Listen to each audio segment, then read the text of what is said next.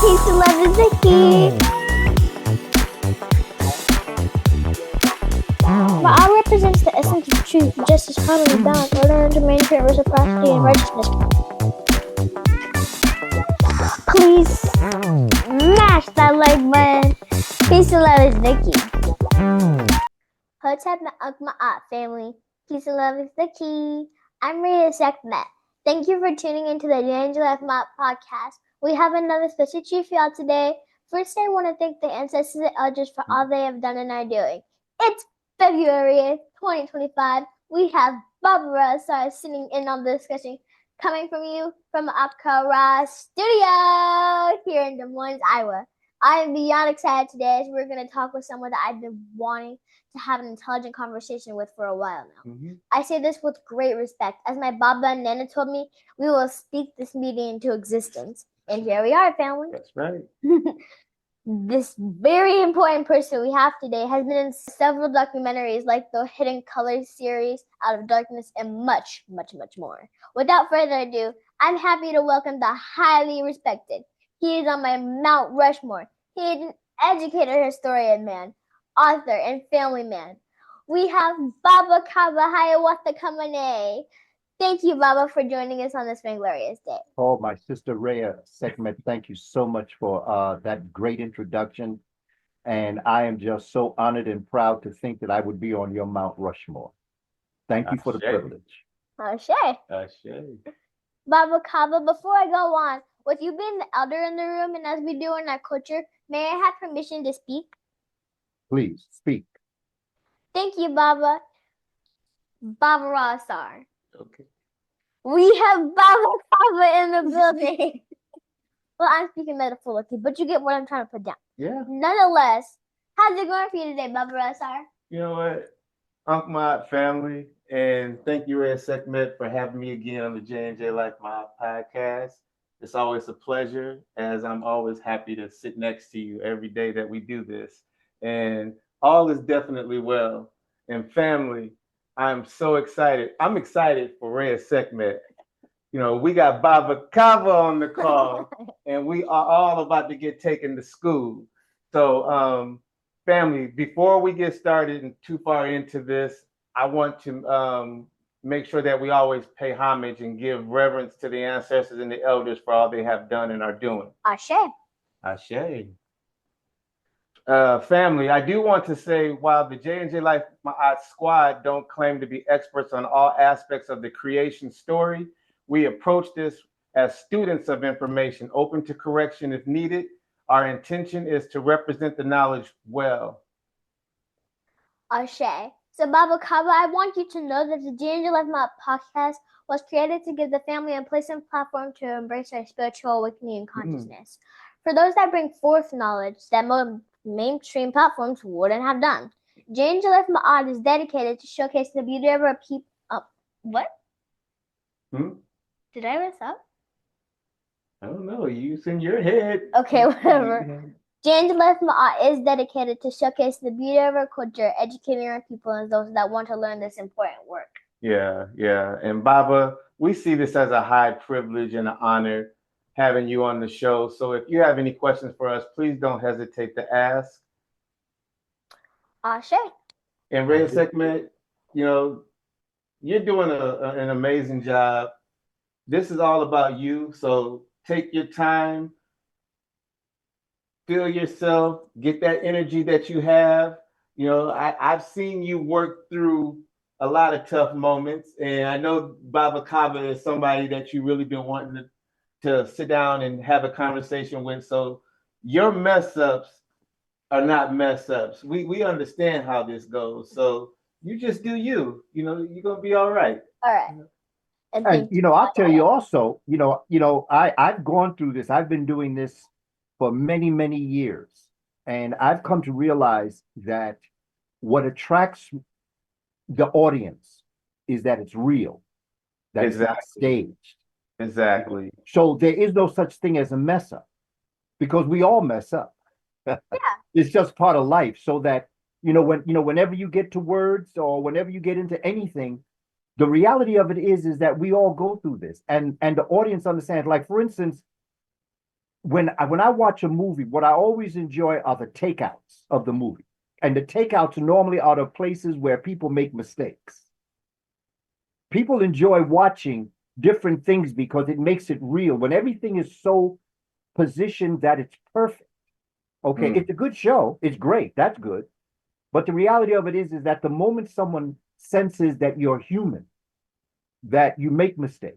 And one of my great teachers, Dr. Yosef Ben Yechanan, who I went to Egypt with, one of the things that he told me was that you have a right not to know something. You have a right to make a mistake. You're a human being. Everybody makes mistakes. Right. Say again. What'd you say? Everybody makes mistakes. That's it. And so as we move through this process, it's just an enjoyable conversation. And my thing is, I just want to talk to young people such as yourself, Reya'Sekhmet, and those that follow you, because I want children to understand. We have been, as a people, we have been so much. What we're going through right now is going to be all right. We just got to keep on keeping on. It's going to be all right. Whatever you see happening out here, whatever you see the adults going through, whatever you may hear going on, understand this is part of life. But just like our ancestors did on the plantation, they did what they had to do to get where they had to go. Absolutely. And when they did that, they manifested us. And so my question is for us, who are we manifesting in the future? And I'm about manifesting young, brilliant sisters such as yourself, Reya'Sekhmet. And Baba, I've been eagerly waiting to hear more about your life's journey and dive into your works on Shabaka Stone. But before we get into the book right there, will you begin by sharing your early beginnings and what ignited your passion to become Baba Kaba Kamene? Well, you know, what's interesting, my young sister Reya'Sekhmet, is that I was born 2 years before Emmett Till was assassinated. And that created a very strong push in our community. Emmett Till was a young man that was killed, and it started the civil rights movement, really. That's really what ushered in Dr. Martin Luther King and Malcolm X, the Black Panther Party. It was the horrendous action that was taken for a young man who was from Chicago, went to visit his family down south. And I was born 2 years before that. So to answer your question, I was born into this. My parents were part of the movement. I've never not understood the need for us to be able to do what we have to do to get through. And I watched on TV different things that happened, marches and the successes and those that were not quite successful. And I had a chance when I was 12 and a half to meet the great scholar, Dr. John Henrik Clarke. And when I met Dr. Clarke at 12 and a half years old, that's really what began to solidify my understanding of what we have to do as a people. And one of the things that came to me was that even that same year that I met Dr. Clarke, I was also brought to Black Panther meetings as a young man. And so I was known as a cub because I was too young to join. So I used to go to the meetings. My first words learned in the African language, Kiswahili, came from these meetings with these brothers and sisters, the Black Panther Party, that would teach us, the young people, about our history and our culture. And I think that that's what really put me on the track, although at that time I didn't know that that's what I wanted to do. That put me on the track to become a teacher, particularly of young people. Because I realized that a lot of my memories that I have even now, where I am, come out of the memories of me as a child. Just like you'll see, when you, years from now, when you mature into that young, intelligent woman, and you mature into the woman that you'll become, you'll remember these days. You'll remember these experiences. And what you're doing right now is you're shaping your future, whether you realize it or not.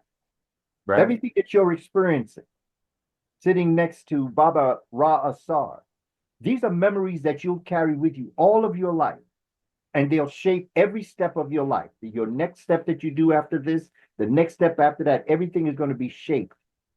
And the depth of what I think is most phenomenal about your experience is that you're deeply steeped in culture, as I was.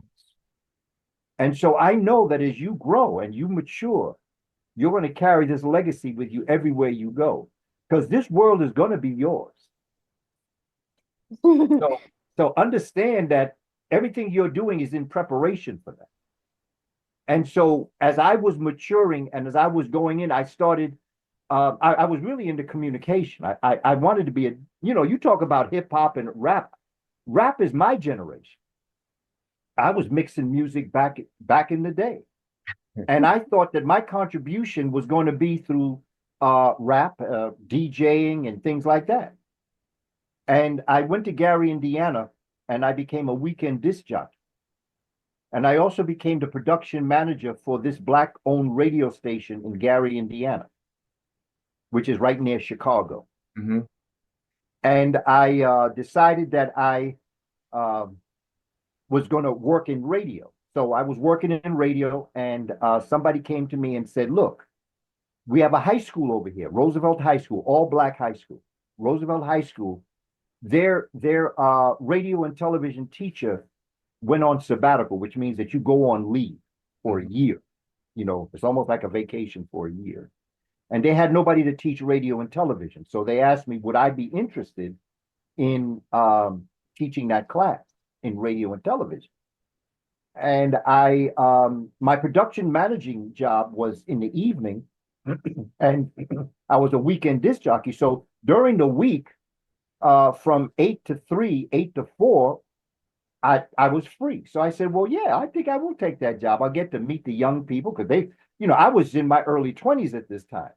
So a lot of the students weren't that much younger than me.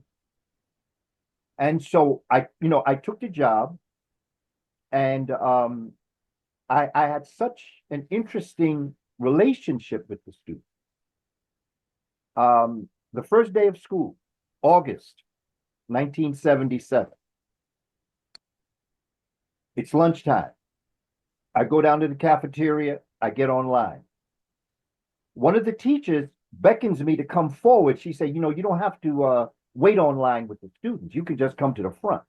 Mm-hmm. And so, skipping the line, young people don't particularly care about people skipping the line. I mean, they'll respect you because you're the teacher, but, they don't like you ahead of them, And so I look back at the students, and I could see, they did it, they respected, but they just, So the second day, and then I go into the faculty cafeteria. They said, no, you don't eat with the students. You eat in the faculty cafeteria where the teachers are. So I ate there, and I was listening to people complaining. It was the first day back at school. Everybody was complaining about being back. And I said, I don't know if I want this atmosphere. So the second day, I'm in the lunchroom, I'm online, and I start talking to one of the students. And the teacher, not the same one, beckons me to come. And I said, no, that's all right. I'm having a conversation. So I keep talking. And so I get my tray, I get my lunch, and the student gets his lunch. And the student says to me, where are you going to sit? I said, well, where are you going to sit? And so he said, I'm sitting over here. So I said, well, can I sit with you? He said, come on over. So I sit with the student. Long story short, eventually I started talking about culture. I want to know what do you know about Malcolm X? What do you know about Africa? What do you know about the Black Panther Party? I'm asking, and pretty soon I start talking to the students about culture. And what began to happen within a month, the students assembled their tables around where I was sitting. And I was just having lectures with them on Black history. Mm. Right. You see, it started off just as a conversation. What do you know about Malcolm X?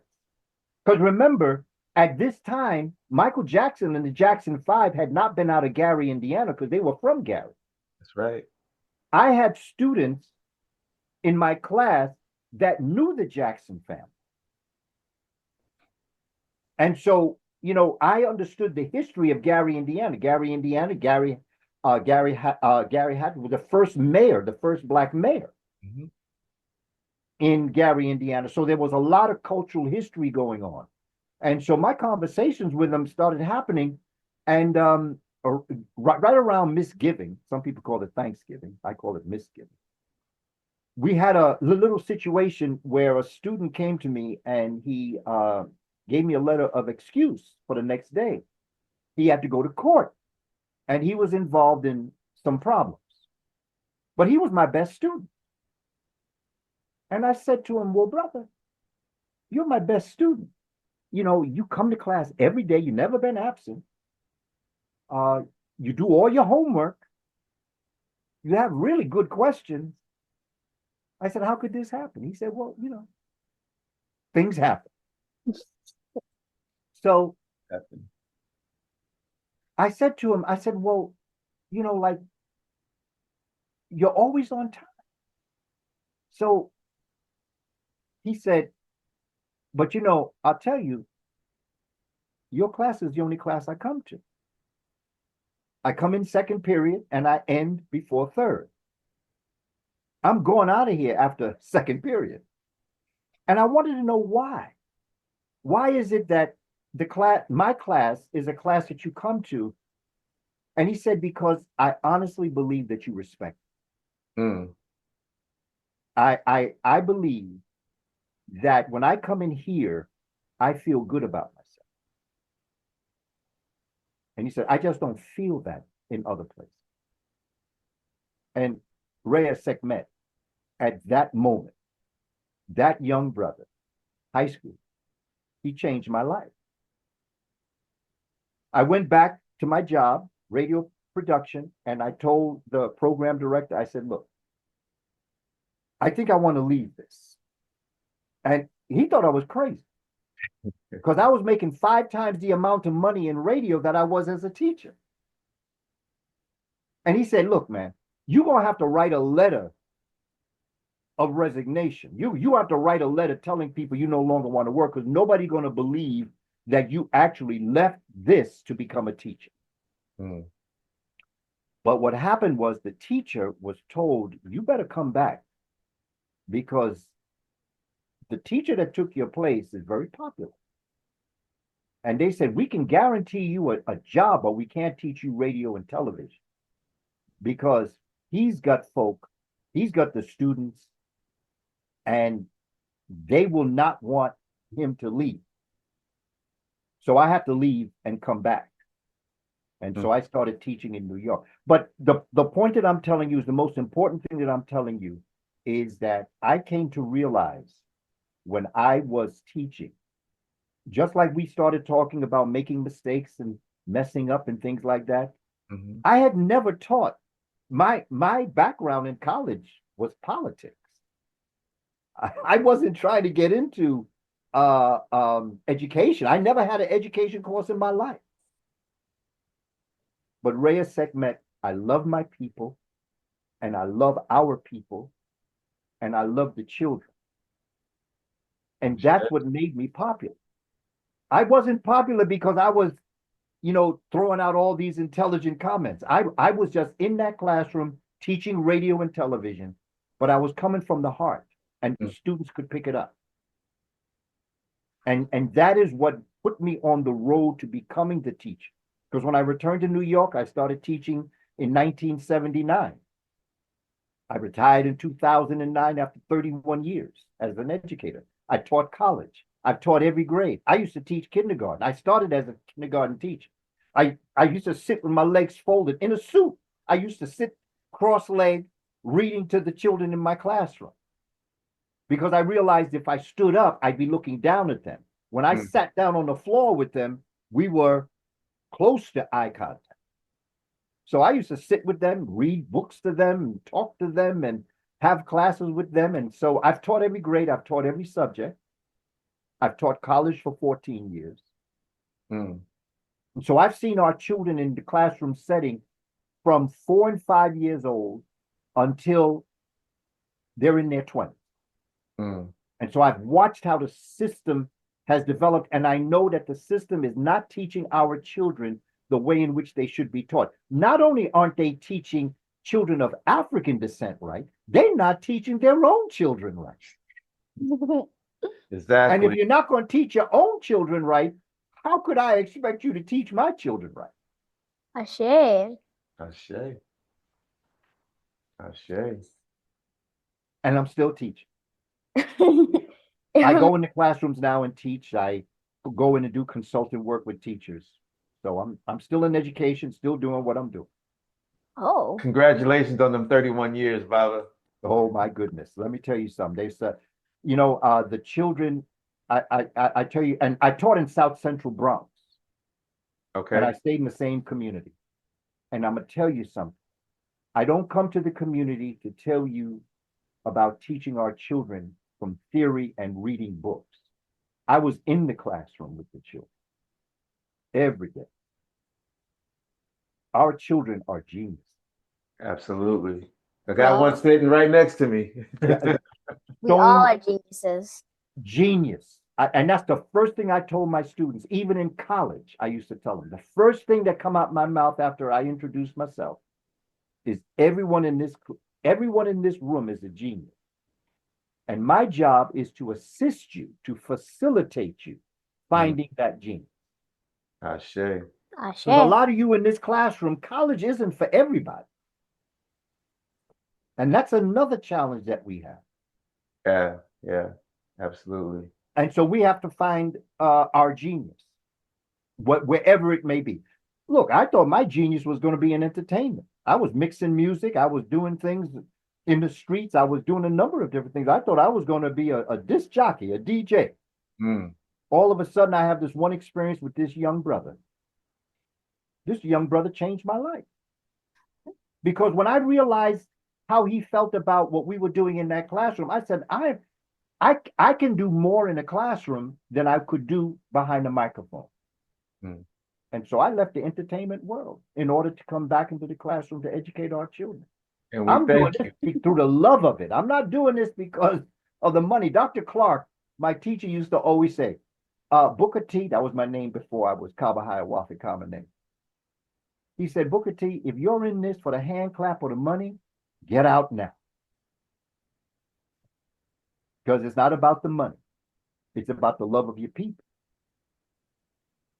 And the love of your people many times comes free.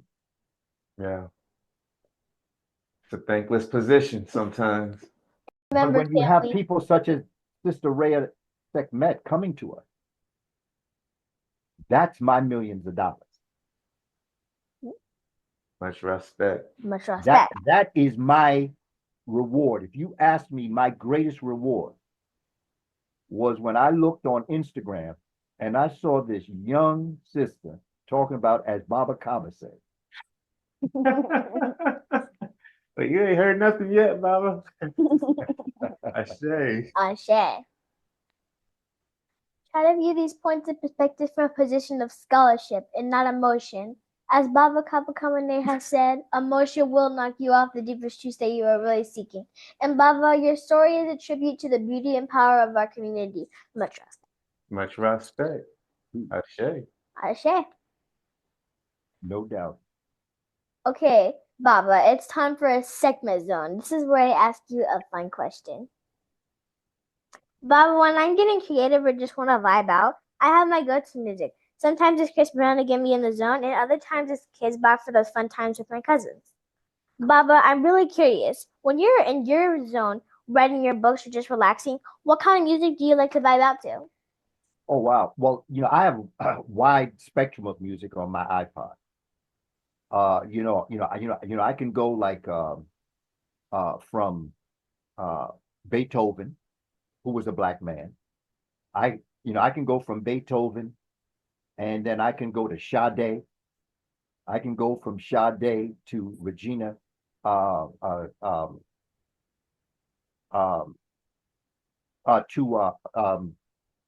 different types of music. It's interesting that you asked that question, because it's all according to where I am and what I'm experiencing. Marvin Gaye, I can listen to Lil Duval, Lil Duval, who has the song, you know, he says that I'm living my best life. Best I ain't life. got time to go back and forth with you, because sometimes that's how I feel. When people got something to say, I'm living my best life. I ain't got time Yeah. to go back and forth with you.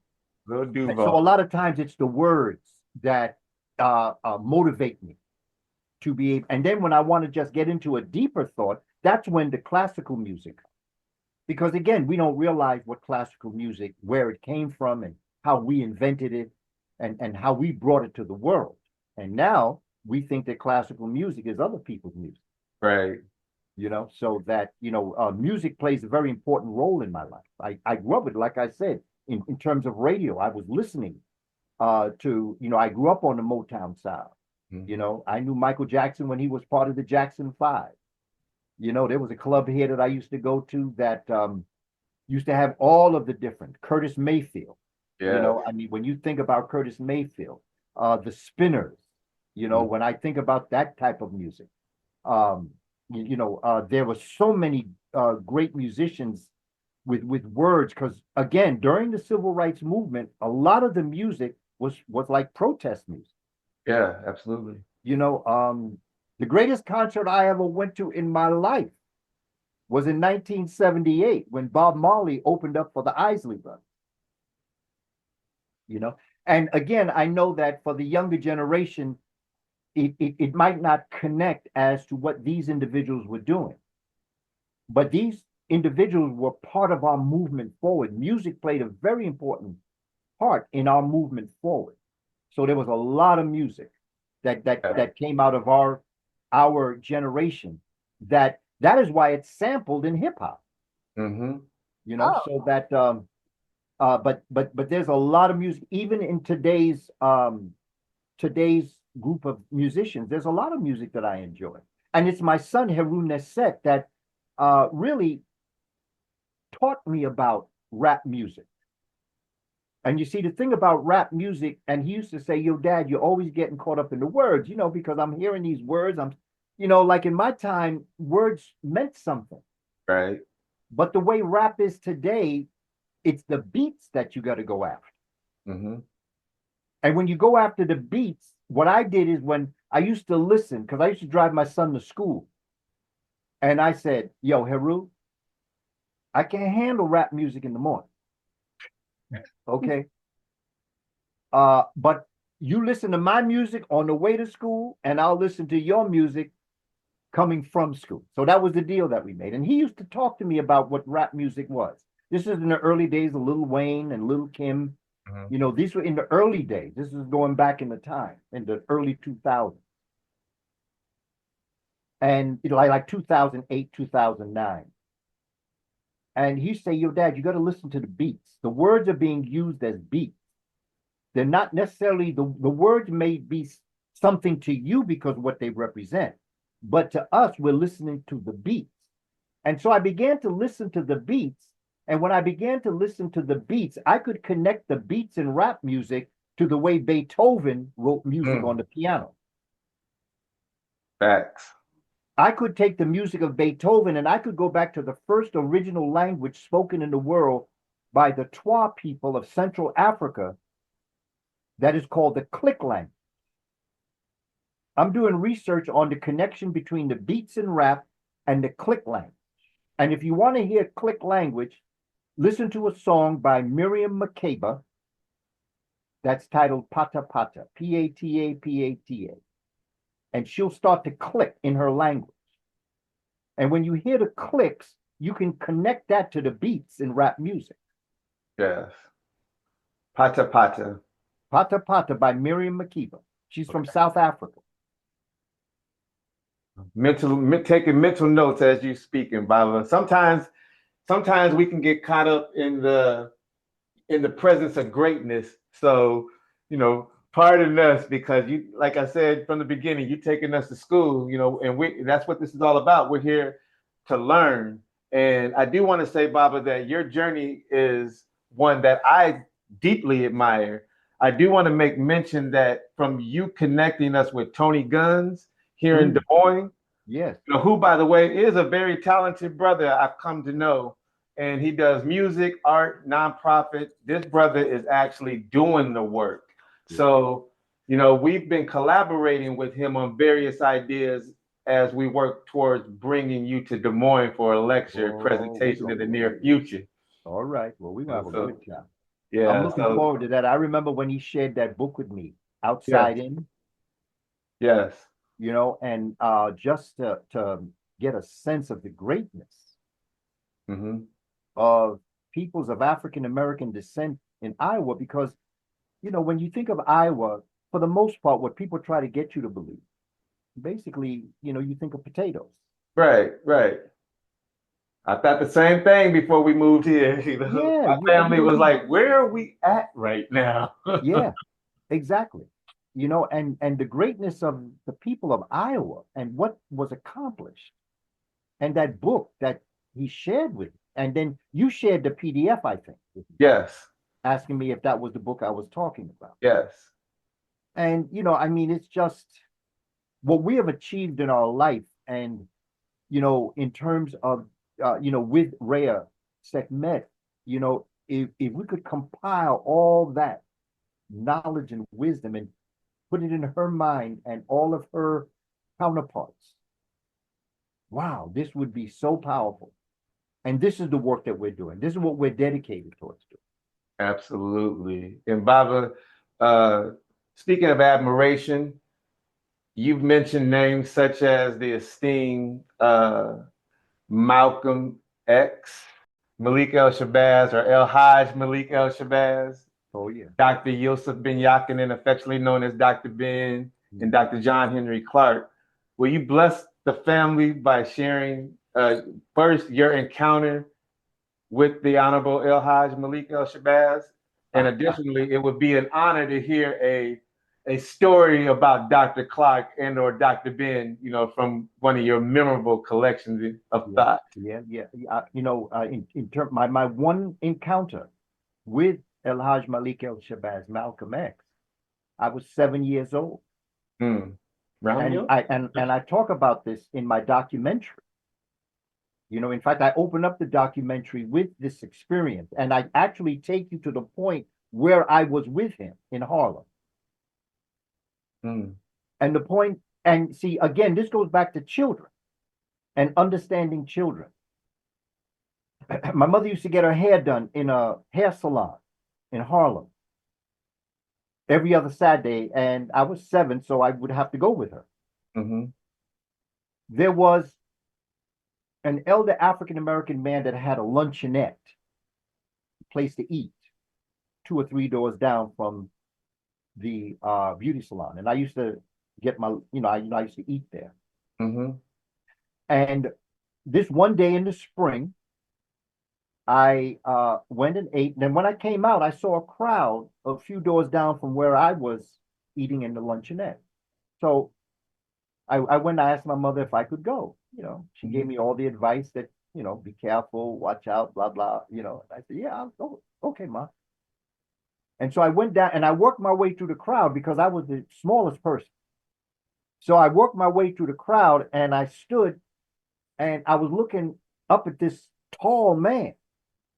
And like I was saying to myself, like, who is this? And he was the one that everybody was talking to, and he was talking to the people.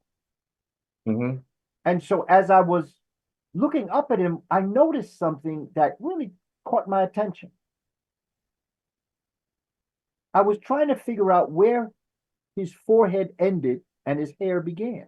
Right. Because I had never seen anybody whose complexion and hair color was the same. And so I was just staring up at him and just staring at him. And I was trying to figure out where his forehead ended and his hair began. Long story short, maybe 10, 15 minutes, things broke up. People went their way. The gentleman that was talking went his way. I went back to the hair salon. And I was sitting where my mother was, and a man come in, and because this place had a a brother. A lot of times when women had their own shops, a brother was there for security, for whatever they needed, change a light bulb, plumbing, whatever it was. So this was what his brother was. He came in, man. He said, "You're not gonna believe who was just talking." Mrs. Jefferson was my mother's beautician. Mrs. Jefferson said, "Well, who was it?" He said, "You're not gonna believe it." And the other beautician, "Well, who was it?" He said, "You're not gonna." They said, "Well, who was it?"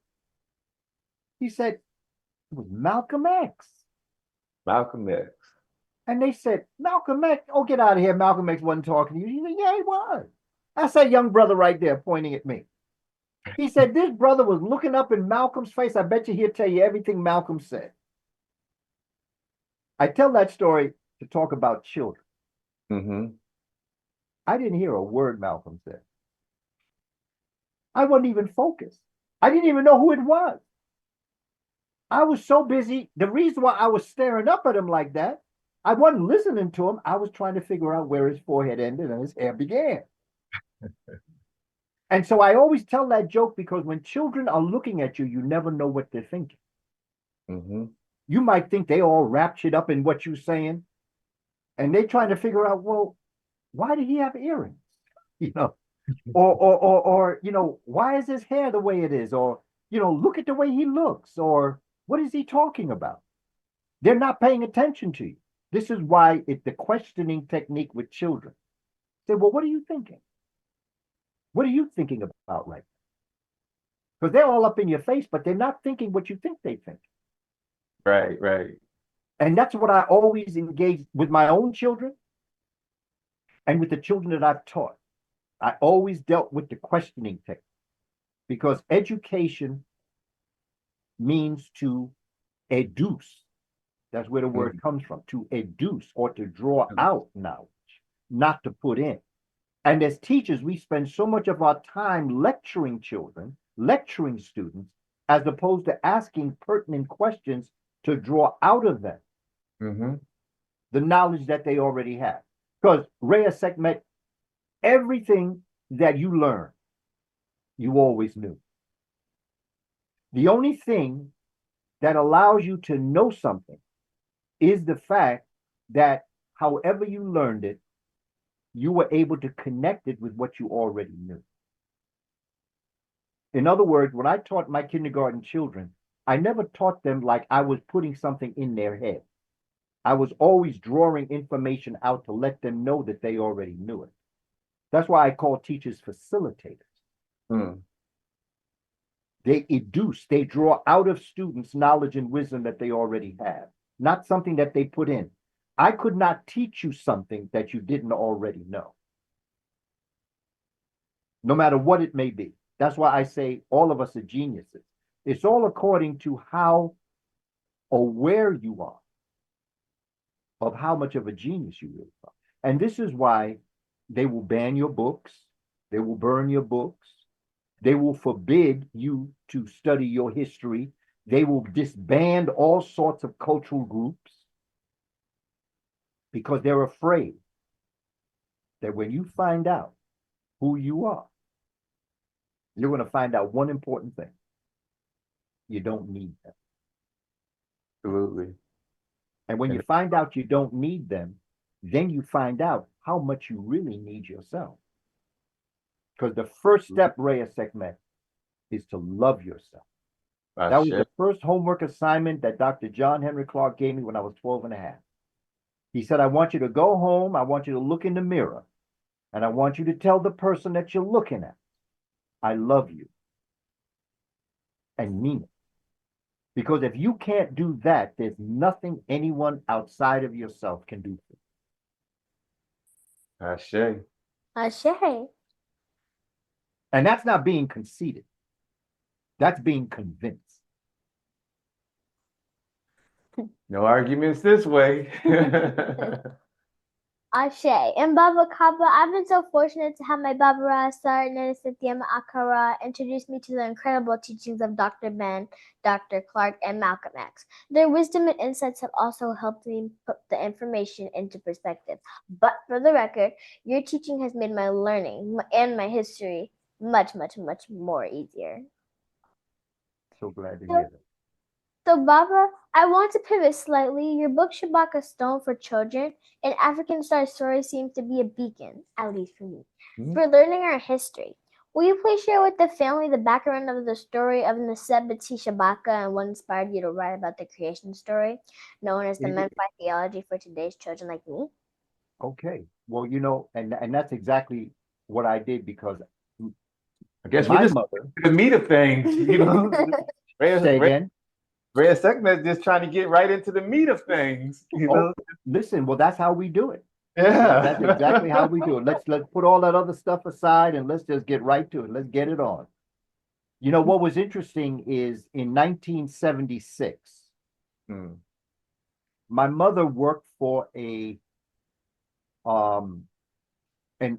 oil company. She was a secretary, and they had what was known as a Xerox floor where you could get your work, documents and whatnot, Xerox copies of. But also the brothers and sisters at that time used to Xerox forbidden books that were not out. And they would give them to community members. So my mother came home one day because I had been writing a book on Ethiopia. She was making copies, and the brothers and sisters in the Xerox room said, if your son is writing this, I know he'd be interested in this book. And she gave me a Xerox copy of a book that was going to be republished that year, but at this time it was still Xerox. It's called Stolen Legacy. Okay. By George G.M. James. If you go to chapter 8 on page 139, the chapter is titled The Memphite Theology is the Basis of All Important Doctrines in Greek Philosophy. Page 139 to 151. When I read that, Reya'Sekhmet, that just blew my mind. I mean, I had never contemplated that type of information before. And when I read that chapter, I promised myself I was going to write a book. I said, I'm going to write a book on this. And I said, because this is so important, because you see, our ancestors did not write just for you to read and to know.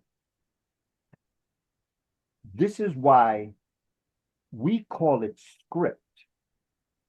They called it utterance. Script is when you write something down. Utterance is when you say something. Yep. Speaking into existence. That's it. Okay. So it's not like you're reading. Okay. When you read, you're really listening to the words in your mind.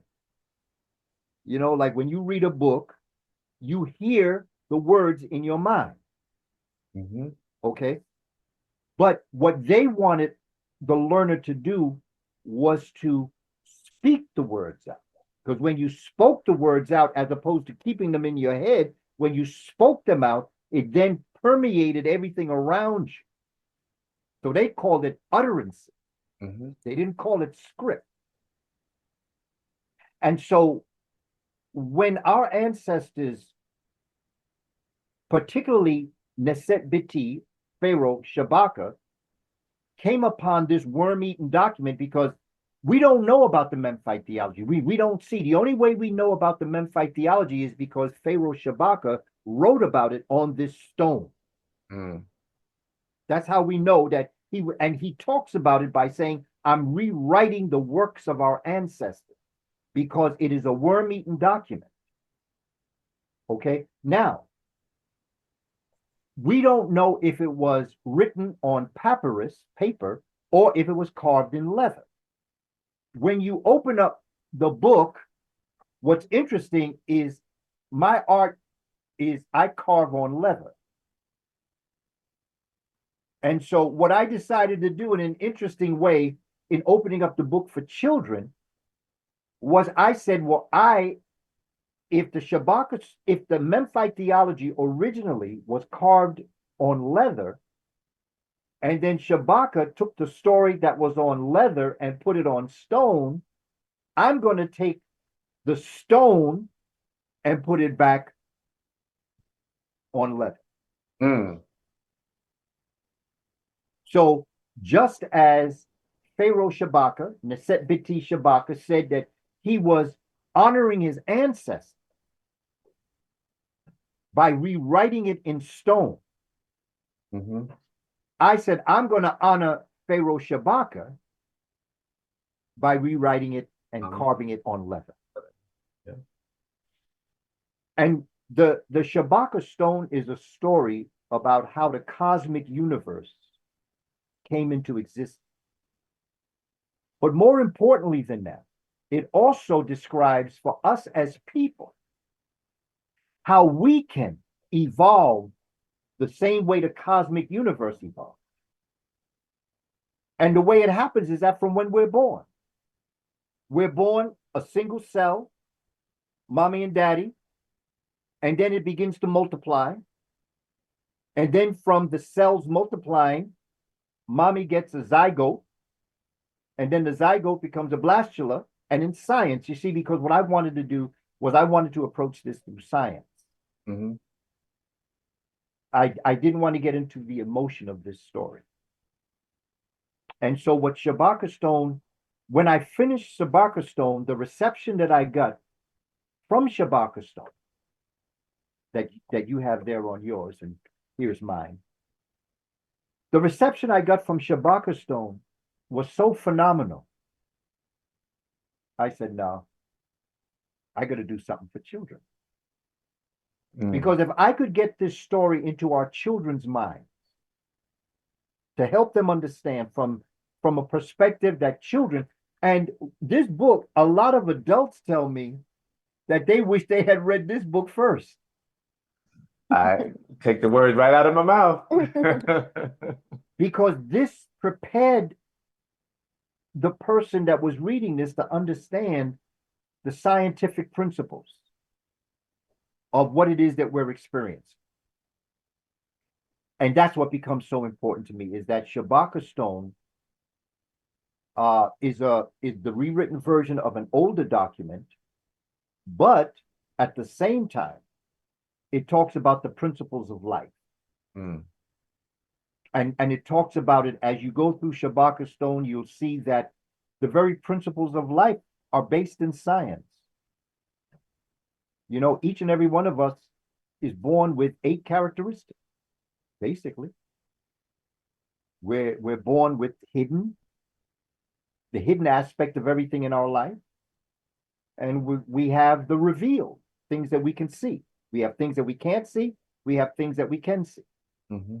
Our body is made up of matter, or the nun, and it's also made up of space, nunet. It's made up of concepts of darkness and the light. Things that are dark, things that are in the light, things that you can see and things that you cannot see. Mm. And then we have infinity and we have finity. We have the things that are limited, like our body, and we have things that are unlimited, like our spirit. Mm-hmm. And so when they were telling the story, they were placing the learner inside to understand the same way the universe came into existence, the same way that the cosmos came into existence, is how you come into existence every day. You know, when you sleep, you go to sleep at night. How do you wake up, Reya'Sekhmet? Does somebody come in and wake you up? Do you have an alarm clock? Or how do you get up in the morning? Do you get up on your own? How do you get up? I wake up on my own, and I used to have an alarm clock, but I didn't like the sound that it made when I woke up, so I just put it away. Okay. And then I just started waking up on my own anyway before the alarm clock even went off, so I just, put that out the way. Your internal alarm clock was going off. Okay. My body wakes myself up. Okay. When you wake up, think of the first moment that you wake up. The first moment that you wake up in the morning. This morning, when you woke up, okay, what happened when you woke up? Just When I wake up, I breathe first, and then I get out the bed, get into my morning routine. And then I just look around and ask myself, how do I think I slept? Okay. Well, what you just explained is how the cosmos came into existence. Because when you're asleep, you're in the waters of Nun. Okay? But You're how am not I really in the aware waters of that you noon? say again, How am I in the waters of noon? because you're asleep. You're in that point of consciousness. You're dreaming, there's a lot of things going on, but you're not the way you are now. When you're asleep, you are in potential. You are just out. You are asleep. You're moving through a area that you cannot identify. Right. You're just asleep. Your eyes are closed. You're asleep. But that first moment that you wake up is like the Big Bang in science. Is that why some people say that sleeping is a good part of your body? Yeah, it's a very important part. Yeah. It's a very important part because your body is repairing itself. Mm-hmm. It is repairing and preparing yourself for what you're about to experience. So the first moment you wake up in the story in the Shabaka stone is like Ptah. Ptah is that first moment that you wake up.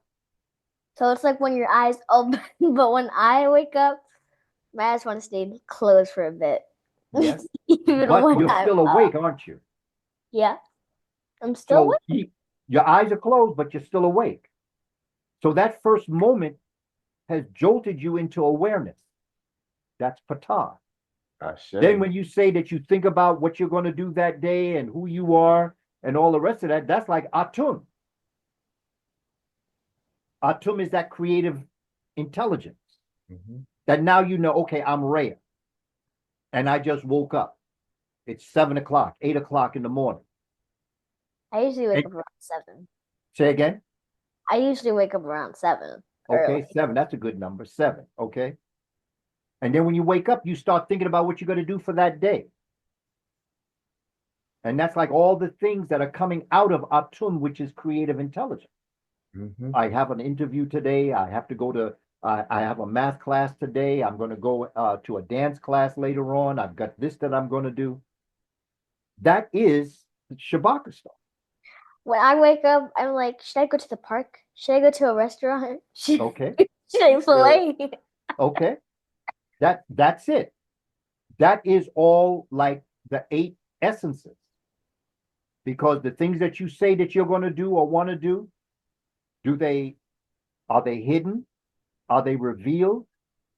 Okay. Are they infinite or or is it limited? Okay. Limited. Okay. And there's other things that could be unlimited. Yeah. Whatever it is that you're going to do. So the point that I'm trying to make more than anything else is that you have control over your destiny. And there are activities that you could do. Like, for instance, there's something you want to do. Let's say that there's a closet that you need to clean out. Oh, you should know about the closet. Needing to be cleaned out. Let's say that you have a closet that you need to clean out, right? Yeah. And let's say that every time you go to clean out that closet, you always find excuses as to why you don't want to clean it out. I never want to clean out my closet. There we go. Okay. So and there's reasons why. You say, well, I have to do this, or I have to do that, or I got to go do this. You make excuses. But at the same time, there are reasons why you should clean out your closet. It's like you want to put something new in it. Okay. That's something that would be. Okay. You just got something that you need to put in there, and you need to clean it out so you can make room for it. Or like there's stuff on the side of the closet that you need to get up because you want to put like a statue there. That's another reason why you would do that. Okay. There's a lot of reasons why you do things even though you don't want to do it. And I would just only add that based off the closet analogy of cleaning it out to put something new in is like taking out and clearing your mind so that you can bring in new thought. Oh, new information. Okay. So yeah. So Now, Baba, think of Shabaka stone. That's the activity that I give people. I say, identify something that you need to do. One thing, just one thing. Don't make it hard. Make it very simple, like clean out a closet or whatever else it might be. Then I have you list 3 things that always stop you from doing that. You can always find a reason why you don't want to do something. Then write 3 things that you can do that would neutralize. Just like you said, you have new things you want to put in. List 3 things that will neutralize the 3 things that always stop you. And then do what you got to do. Because if you can neutralize what stops you, you can just do it. That's how the cosmos came into being. That's Shabaka stone. There is nothing you can't do. Because the way the cosmos came into existence is the way in which we have our successes or failures in life. Mm. We either do what we're supposed to do or we don't. Mm-hmm. And the cosmos decided they wanted to come into existence. And that is what we do every day. did the cosmos bring itself into existence, or did someone bring it into existence? It brought itself in. That's why, you see, that's the Trinity. That's the Nun, Ptah, and Atum. There are 3 aspects to everything. There is the matter, which is the physicalness of the universe. And then from the physicalness of the Nun, you have that first moment of self-creation, which is Ptah and Atum. And then Atum calls everything into being. Going back to when I asked you about how do you wake up in the morning, it goes back to that same type of story. When you're asleep, you are in the realm of the Nun, potential energy. Mm. When Ptah comes is when you wake up. And so you have energy that was at rest, sleeping, come into energy in motion, which is now you're awake. And then when you're awake, you start calling things into being, and that's what starts your day. That's how the cosmos started originally. And every day we are the universe coming into existence. That's why the book was subtitled An African Theory on the origin and the continuing development of the cosmic universe. Ashe. You do that every day. We do this every day. We just don't know that we're doing it.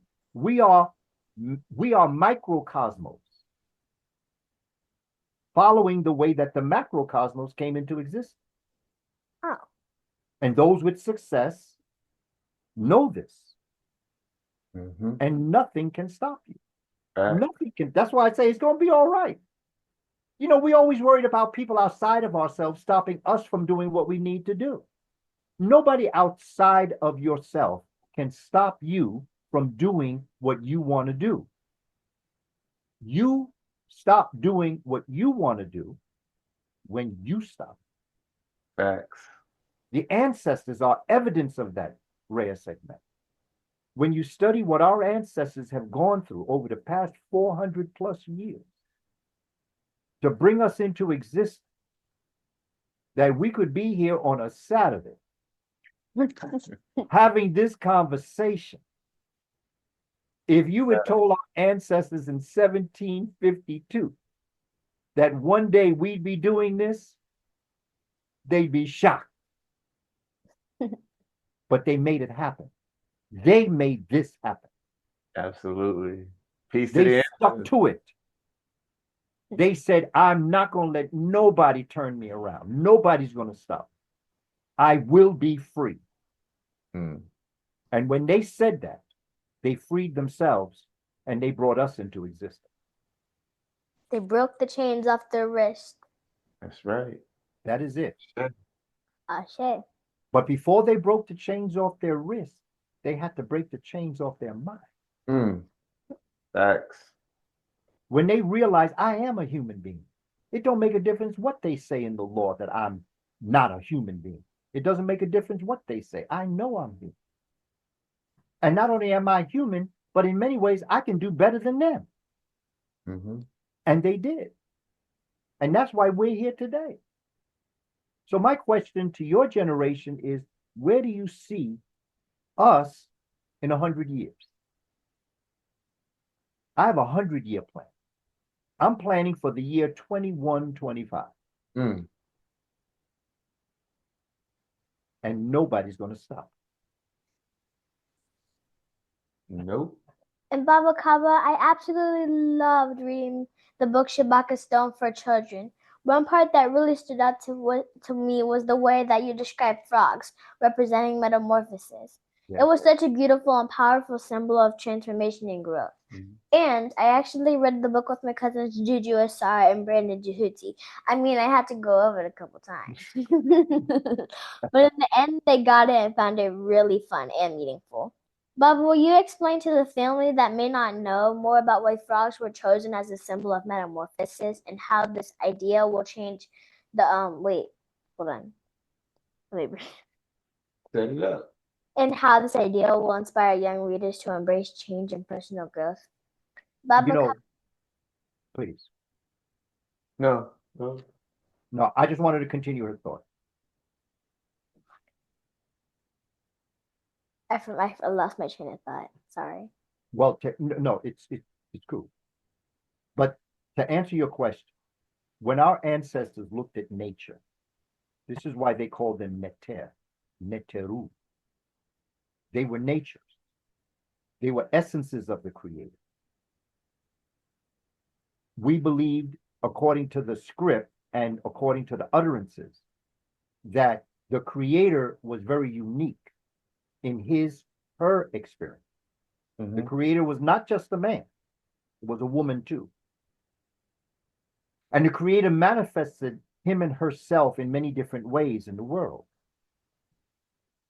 And the way in which they described, and you knew it was a man or a woman, is that they always added the letter T that represented a woman. And so when you look at the 8 essences, the Nun and the Nunet, Nunet is female. You look at Hahet. Hahet is female, Ha is male. Kaket is female, Kuk is male. So that, and Nun is male and Nunet is female. Mm-hmm. That's how you know that they were female and male. This is how you know that our ancestors saw the unique Creator as both male and female. And so, and then each and every one of us is both male and female. We are half our mother and half our father. Mm-hmm. We just came through different genders because of the father, whether it be the Y or the X chromosome. That's what separates and makes a man. A male is created by a Y chromosome. A female is created by an X chromosome. It's just science like that. But we're both male and female. I've got my mother's X chromosome. I've got my daddy's Y chromosome. My sister had my daddy's X chromosome and my mommy's X chromosome. That's why women are 2 X's and males are XY. This is just science. I taught this in 5th grade. And this is just something that we all have to understand. It's just a separation, but we all are the same, both male and female. We just have different genders in order to be able to continue life. So all of the males were frogs, and all the females were snakes, cobras. But then you have to look in nature and ask yourself, what is it about a frog that is so unique?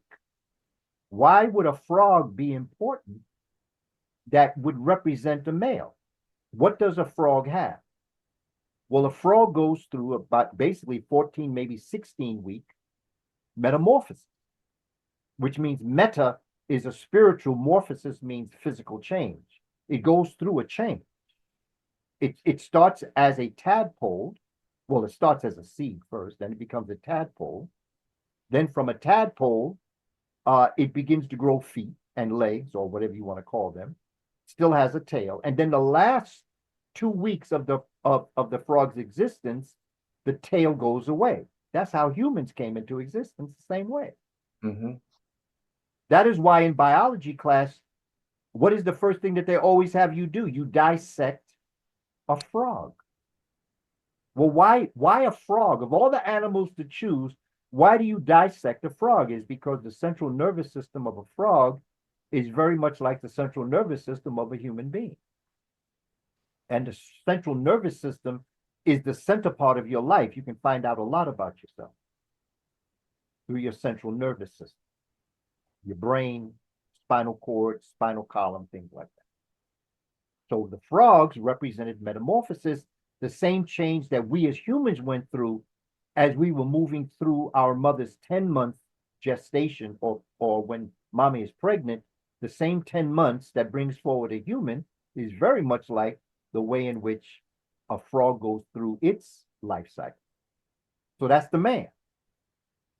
And that's why all those Nun, Ha, Kuk, and Amen, they were all males, and they were depicted as frogs. Now you have the cobra. She's female.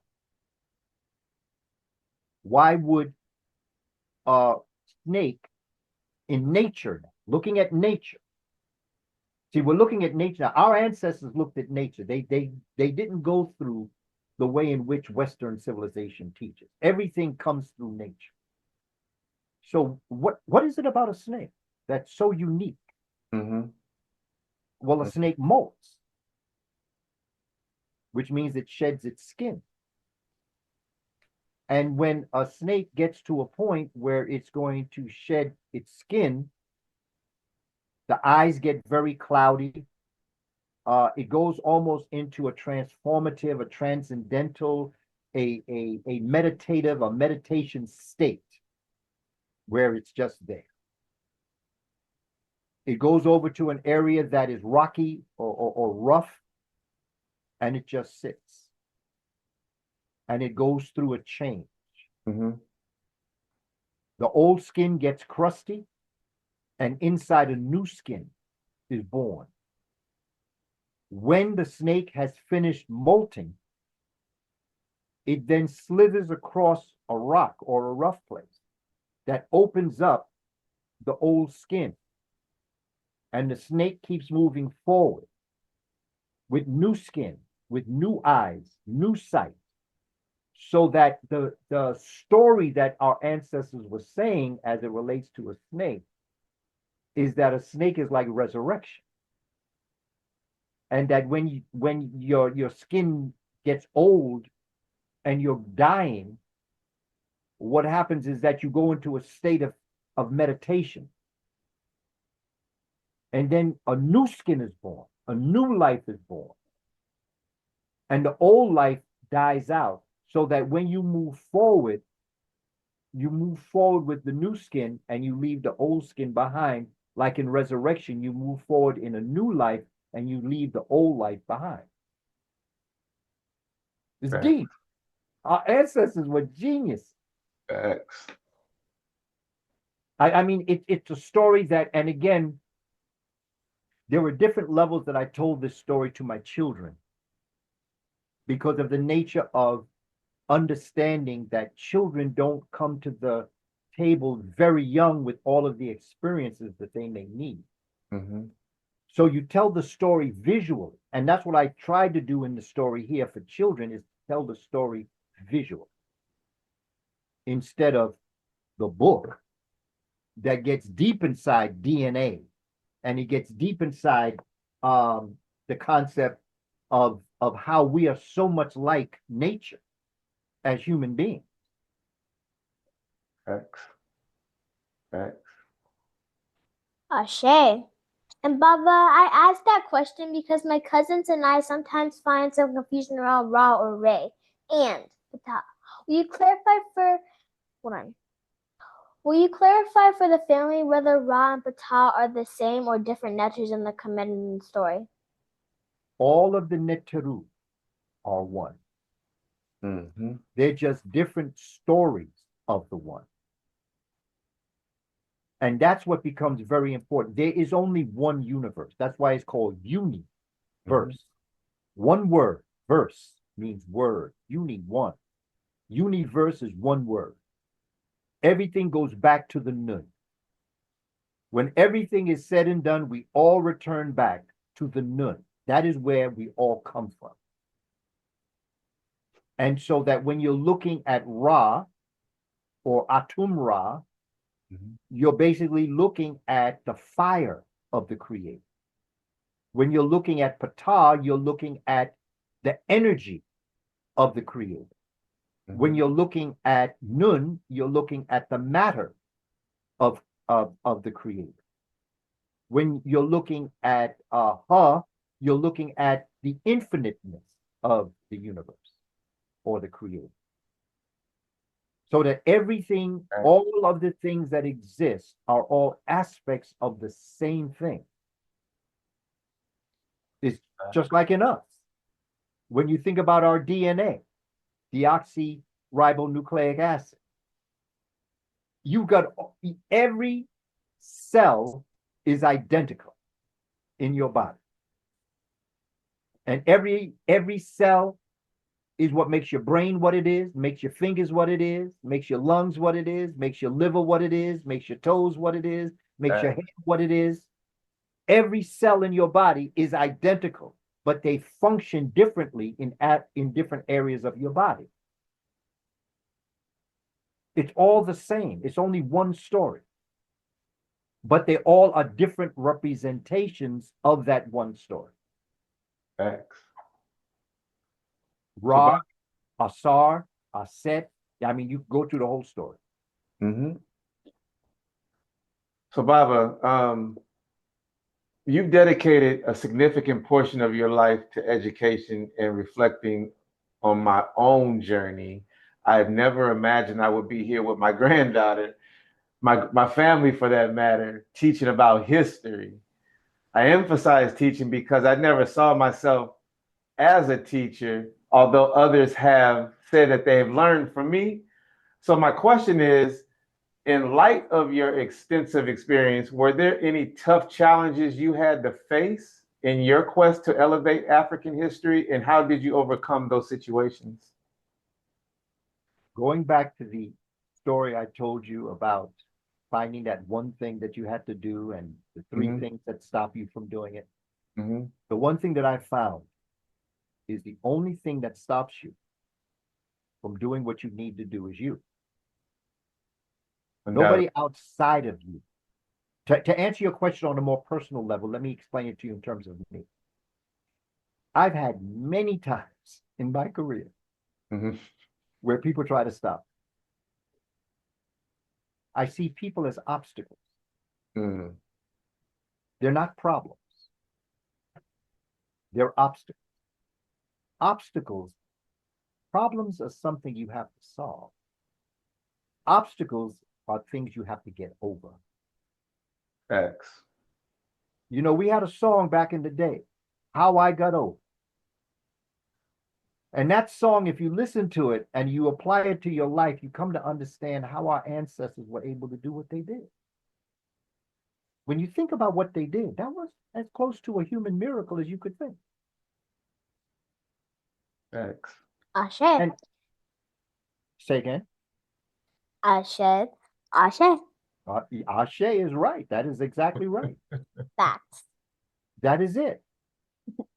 When you think about it. So to answer your question, there's a lot of people tried to stop me. But I found a way to get over. And we're thankful. and with that ability to get over, I learned how to do it better the next time. Yes. When you allow someone to stop you, you lose confidence in yourself. You begin to lose hope. Nobody stopped. Ever. You might have postponed my plan, but you never canceled. Right. I might have had to take a little bit more time to get where I wanted to go. But I got where I wanted to go. I just maybe had to take a side road, maybe jump through a window or something, you know. But I still got there. I didn't care. I've never cared throughout my life. And this is one of the things that I've learned about our ancestors. Mm-hmm. And about invoking and evoking the spirit of our ancestors every chance that I get. Mm-hmm. You know, whenever I've faced anything, I just ask for the spirit of Harriet Tubman or Frederick Douglass or Malcolm Peace X. to the ancestors. Talking to the ancestors. Come to me now. Okay? Show me how you did it. Give me that spirit. And that's how I did what I did. I never made an issue of it. If you've ever seen me do presentations, my webinars, my Quibinars, my Instagram lives, I'm never complaining about what people do. Because people do what people do. And every moment that I spend talking about people trying to stop me is a moment I stop myself. You're not in my way. You're in your own way. Because I'm going to get around you. Right. Now, I appreciate you answering that question, Bobby, because we've had some hurdles to get over ourselves, and we're just getting started. So it's good to know that even someone as seasoned as you have hurdles and experiences that you can share to help keep our confidence level up and not get discouraged when we have detractors or those that try to distract from the ultimate goal. And that's all part of it. Say again. Ashe. That's it. Ashe on that. There are people born to stop you. There are people who were born specifically to stop you. You were born to make sure they don't. Exactly. Ashe. That's how I feel. This is how I've lived my life. And Baba Kaba, I have a couple of stories that Baba Rasa shared with me. It's your story about the Kanaga mask and your story about tracing back 20 generations to understand our origins. Will you please share with the family about the Kanaga mask and explain how tracing back 20 generations to create one's family tree? I'm just eager to hear more about this. When you speak of that, you're speaking about the Dogon people that celebrated the star system? Yeah. Okay. Dogon people. She kind of put a couple of those together. I think I had shared with her, you had told a story about the Kanaga mask, and then you also you talk about the 20 generations, how you can go back, and you kind of had that formula for how to trace back your lineage. And I think she kind of she put both of those stories together, but they're both still amazing to want to know about. So. Oh, absolutely. The Dogon people are a nation in Mali, West Africa. And in Mali, West Africa, they were able to identify a star that was not seen by the Western world until 1971. And the Dogon people of Mali, West Africa, in tracking this system, they realized that there was a star that had a smaller companion star that would revolve around it every 60 years, 50 years, but they had a celebration every 60 years. And every 60 years, they would have a special ceremony. And in this ceremony, celebrating this star, they would create a Kanaga mask. After the ceremony, they would put the Kanaga mask in a special room on a special chair that was built for this 60-year cycle of Sirius B, the star, small star, going around a bigger star that they named Sirius A. It would go around it every 60 years. But what's interesting is that it really goes around every 50 years, and they knew that, but they celebrated it every 60 years. which was also very interesting in terms of why there was that 10-year gap. There were two French scientists that stayed with the Dogon, and they were there during one of the cycles where it was going to end the 12 chair. And they were allowed to go into the room with the Dogon chief, the Hogon, to put the Kanaga mask on the chair. And when they walked in the room, there were 12 chairs with 12 Kanaga masks. Mm-hmm. Now remember, we're talking about every chair, every mask represents 60 years. And the ceremony was to celebrate a star that they knew was in the sky that the Western world didn't see and know about until 1971. So even when they were doing that, they still had not yet seen that star, because this was in the 50s. Mm-hmm. So when you do the math, Reya'Sekhmet, you got to multiply 12 times 6. And if my math is right, that works out to 720 years. What? Think about what I'm saying now. 720 years. If you subtract that from like 1950, let's say, what, you know, because we don't have to be exact right now. Mm-hmm. You're going back to the 1300s,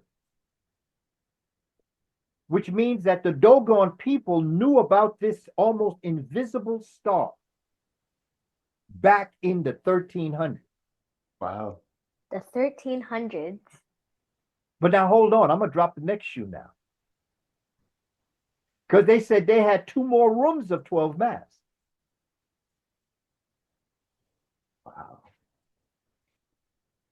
So now you got to multiply 3 times 720. And that's how long they knew this star was in the sky.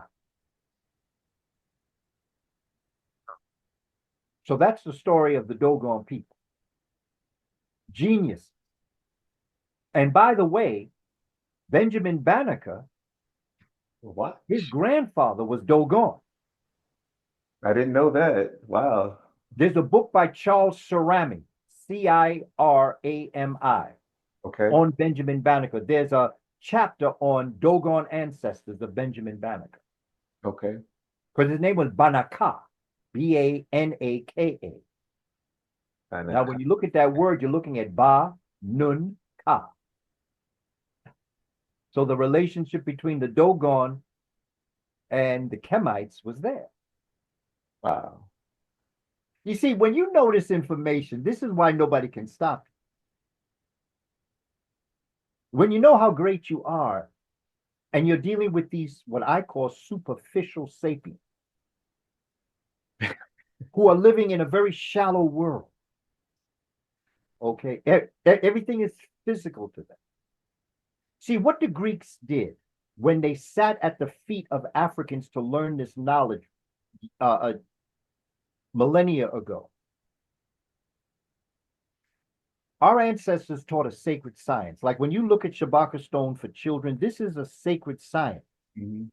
It's science, but it's sacred. It's spiritual, but it's sacred. And that is why in my book, Spirituality Before Religions, it's subtitled, Spirituality is Unseen Science, and Science is Seen Spirituality. Okay, there we go. That book becomes very important in understanding that concept. You cannot separate the science from the spirituality because it's one and the same. It's like if I showed you a coin and it was tails. I wouldn't have to convince you the other side was heads. Because you know that one side is head and one side is tails. That's just the way the coin goes. If I showed you one side that had suede, I wouldn't have to tell you the other side is leather. Because the other side of suede is leather. And so the same is true for science and spirituality. They're one and the same. One you see, one you don't. The way we know spirit is through nature. And so that once you see that understanding, But you see, the people that we call the Greeks, the Indo-Europeans that we call the Greeks, they could not fathom the spiritual aspect of it because they came from a very materialistic thought process.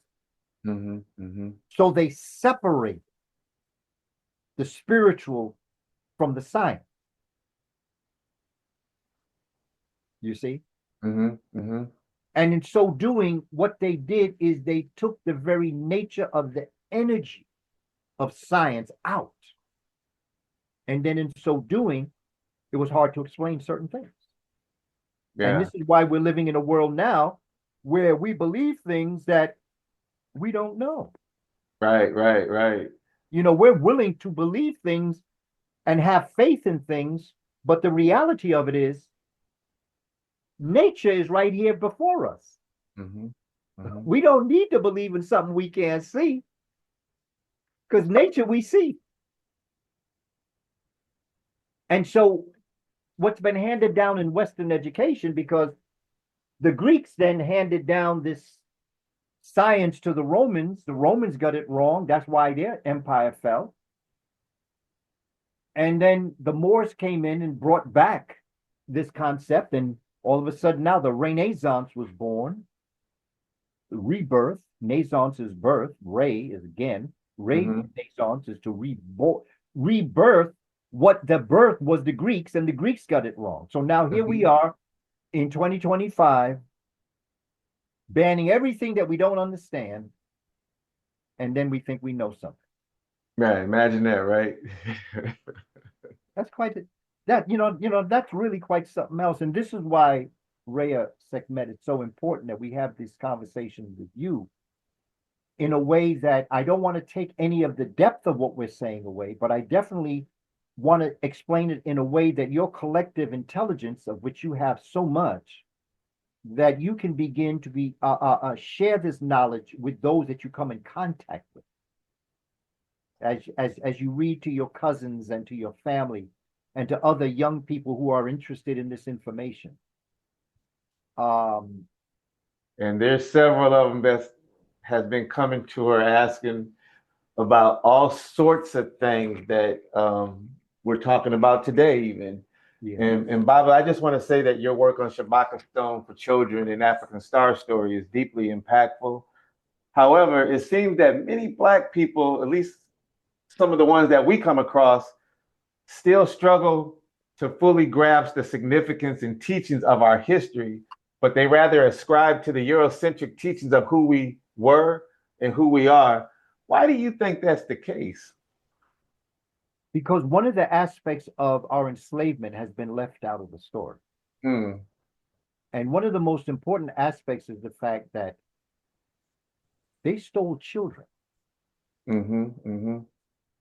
And they traumatized children. And then from traumatizing children, those children gave birth, as they grew up, they gave birth. And our children were born into this pain. And even though it was very painful, it's something that we got used to.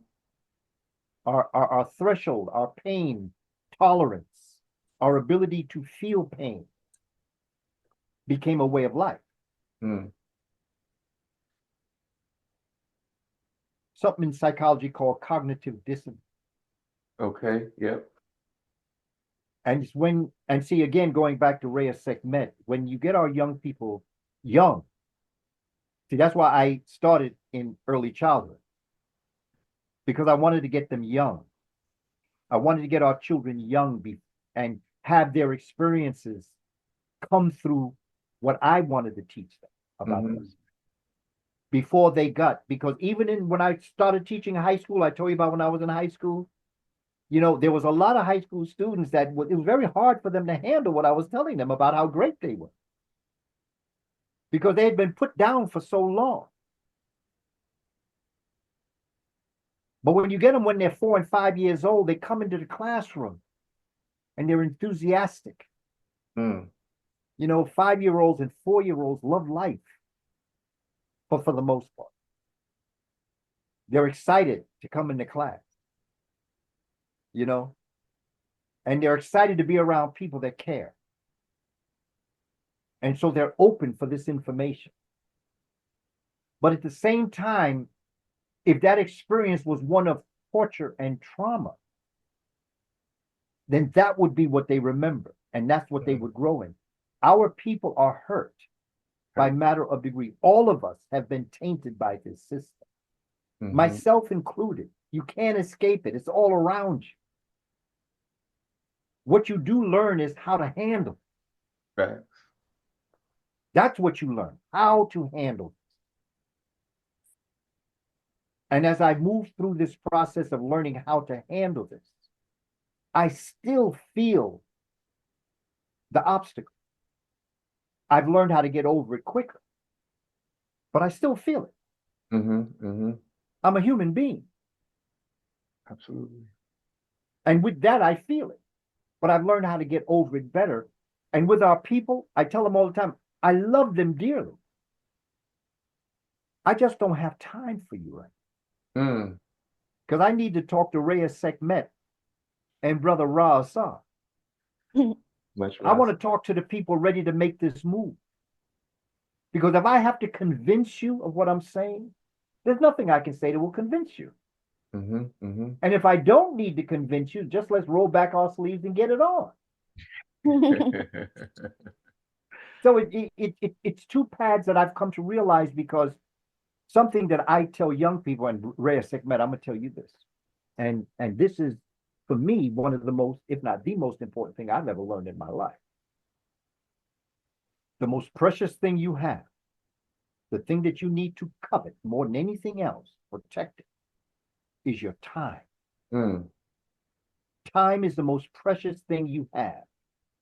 Right. You can have all this big money. You can lose it all. You can make more tomorrow. You can have 3, 4, 5 houses. They all burn down. You can build another one tomorrow. But you'll never have another February 7th, 2025 again. So how you spent that day, you can never get back. That's why we say, pay attention. Because the attention that you pay, you can't get back. I'm going to borrow that one, Baba. It's yours. It's yours. Time is the most precious thing you have. And when you're young, you know what they say? When I was growing up, they say that youth is wasted on the young. And that's because there are things that you worry about and sweat when you're young, that when you look back, when you mature, you say, well, that was nothing. You spent all that time worrying about something that was going to take care of itself. That was a waste of time. Yes. Yes. And I'm not saying that you don't pay attention to things. I'm saying make sure that what you pay attention to is worthy of your attention. Facts. Facts. Oh, and okay, Baba, it's time for another question from the Sekhmet Zone. One of my dreams is to visit Kemet, which most people know as Egypt. I would love to see all the amazing places there. Speaking of amazing places, have you been to Kemet, and do you have any suggestions for me when my time comes to go to Kemet? I just led a tour to Kemet Wow. in June. I've been there 3 times. 1983, 1987, and this past June of 2024. And I went in June in order to celebrate the summer solstice in the temple of Heru in Edfu, where when the sun rises, it goes directly into the center of the temple and it lights up the Holy of Holies, which is the holiest place in the temple itself. And I would recommend go with a group. First of all, because the prices are better. Because the more people that go, the less you have to pay. If you go on your own, you pay more. So my thing is, go with a group. The group I went with was called the Soul Fam. And Brother Axel was the main host and he invited me to come with him to co-host the tour. We brought 61 people. Wow. From around the world. We had people from Africa. We had people from Europe. The great majority came from the United States. But there were people from around the world, Cape Verde Islands, and we just went from one place to another. We had a phenomenal time. And also this June, Heru Ne'Set, my son, came with me, and we created a documentary. And it's called Negus in Kemet. And so we'll be bringing that out for the summer solstice in June. We're going to release that. Looking forward to it. Looking forward to it. It's very powerful. And I also have another documentary that I did with Dr. Ben, I didn't do it with Dr. Ben, but Dr. Ben was there and he was taped. And then this past June, I was taped. So in various places like Edfu, when we went maybe to the island of Philae, okay, we have the segment where Dr. Ben is there back in the 90s. And then we have the segment where I was there in June of 2024. And then the pyramids with Dr. Ben, and then the pyramids when we were there. So we have a comparative analysis then and now to have a conversation. Because I went with Dr. Ben those times. And so, in so many different ways, we're just carrying on his tradition. Yeah. Looking forward to that release. So, because whatever you put out, we try to soak it up. All right, that sounds good. I appreciate that. Yeah. So at this time, we tend to try to take a little bit of time to give a local business a shout out. And so, Baba, just hang on with us for a second. As the J&J-Life MA'AT podcast wants to give a special shout out to Bonita over at Bonita's Locs, who is a master loctician. So family, if you need your local locks retwisted, restyled, started, and more, head over to Bonita Locs, located in Des Moines, Iowa at 4921 Douglas Avenue, Suite 1. Business website and social media links are located in the description below.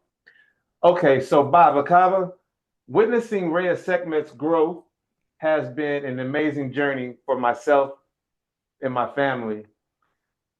How has it been for you to collaborate with your son, Heru Ne'Set, and witness his growth in knowledge? Essentially, what has the journey been like for you as a father and a mentor? What's interesting is that I never, my wife and I have two daughters older than Heru. Okay. And then Heru is the youngest, and he's the only boy. And I used to bring my children with me when I would do presentations. I started doing presentations in 1986. That's when I first started. And our first daughter was born in 84. And our second daughter was born in 88. And then Heru was born in 1994. And I always brought my children with me. And I would tell, and at the time I was selling video cassettes and audio cassettes before there was DVDs and CDs. Reya'Sekhmet, I don't think you maybe understand that. I don't even know what that even looks like. Because now we're streaming, okay? So it's not even about, the CDs and the DVDs now. But be that as it may, the video cassettes was what I was selling. And I used to bring video cassettes. I used to bring my written materials with me to places I would go, and I would bring my children with me. And I would offer them 15% of everything that was sold. Okay. And so it was a business. Because like when I say hire, hire your people first. See, because I'm Black first. I have no problem. Every group looks out for themselves. Absolutely. And I've come to realize the only time people talk about multicultural is when it comes to us. We have to be multicultural. Okay. I don't have a problem with that. But I look out for my own first. With no doubt. And I don't say I'm unapologetic, and I'm not unashamed. But I have nothing to apologize for, and I have nothing to be ashamed of. I look out for my people first. And if I'm hiring and if I can pay somebody to do something, I will hire one of our own people to do it. And not expect or plan to explain why I'm doing it. Ashe. Ashe. It's just the bottom line with me. You covering yourself, and I don't blame you. You should look out for your own people. You should. If I were you, I'd look out for my own people. In fact, I am you. That's why I look out for my own people. Ashe, ashe. You see? So what I did is I hired my son and my daughters, and I would pay them 15. You know, I mean, they're young, you know, but they're making 15%. And they would come home with nice money sometimes. But with Heru, our first daughter is a banker. I think that came from that 15% that she was working that money. Our second daughter is a social worker. And Heru got his degree in college in business administration. Okay. But he was also into technology. He did a lot of rap. He wrote a lot of rap, things like that. But I used to bring him with me. In fact, I have a picture of when Dr. John Henry Clark and I did a presentation together, and Heru is sitting next to me in a stroller. I used to bring him with me everywhere I went. And he would come with me and he would make money. I never forced what I do on them. But I did tell them, whatever you do, always come back to your people. So if you're a banker, teach our people how to do good banking.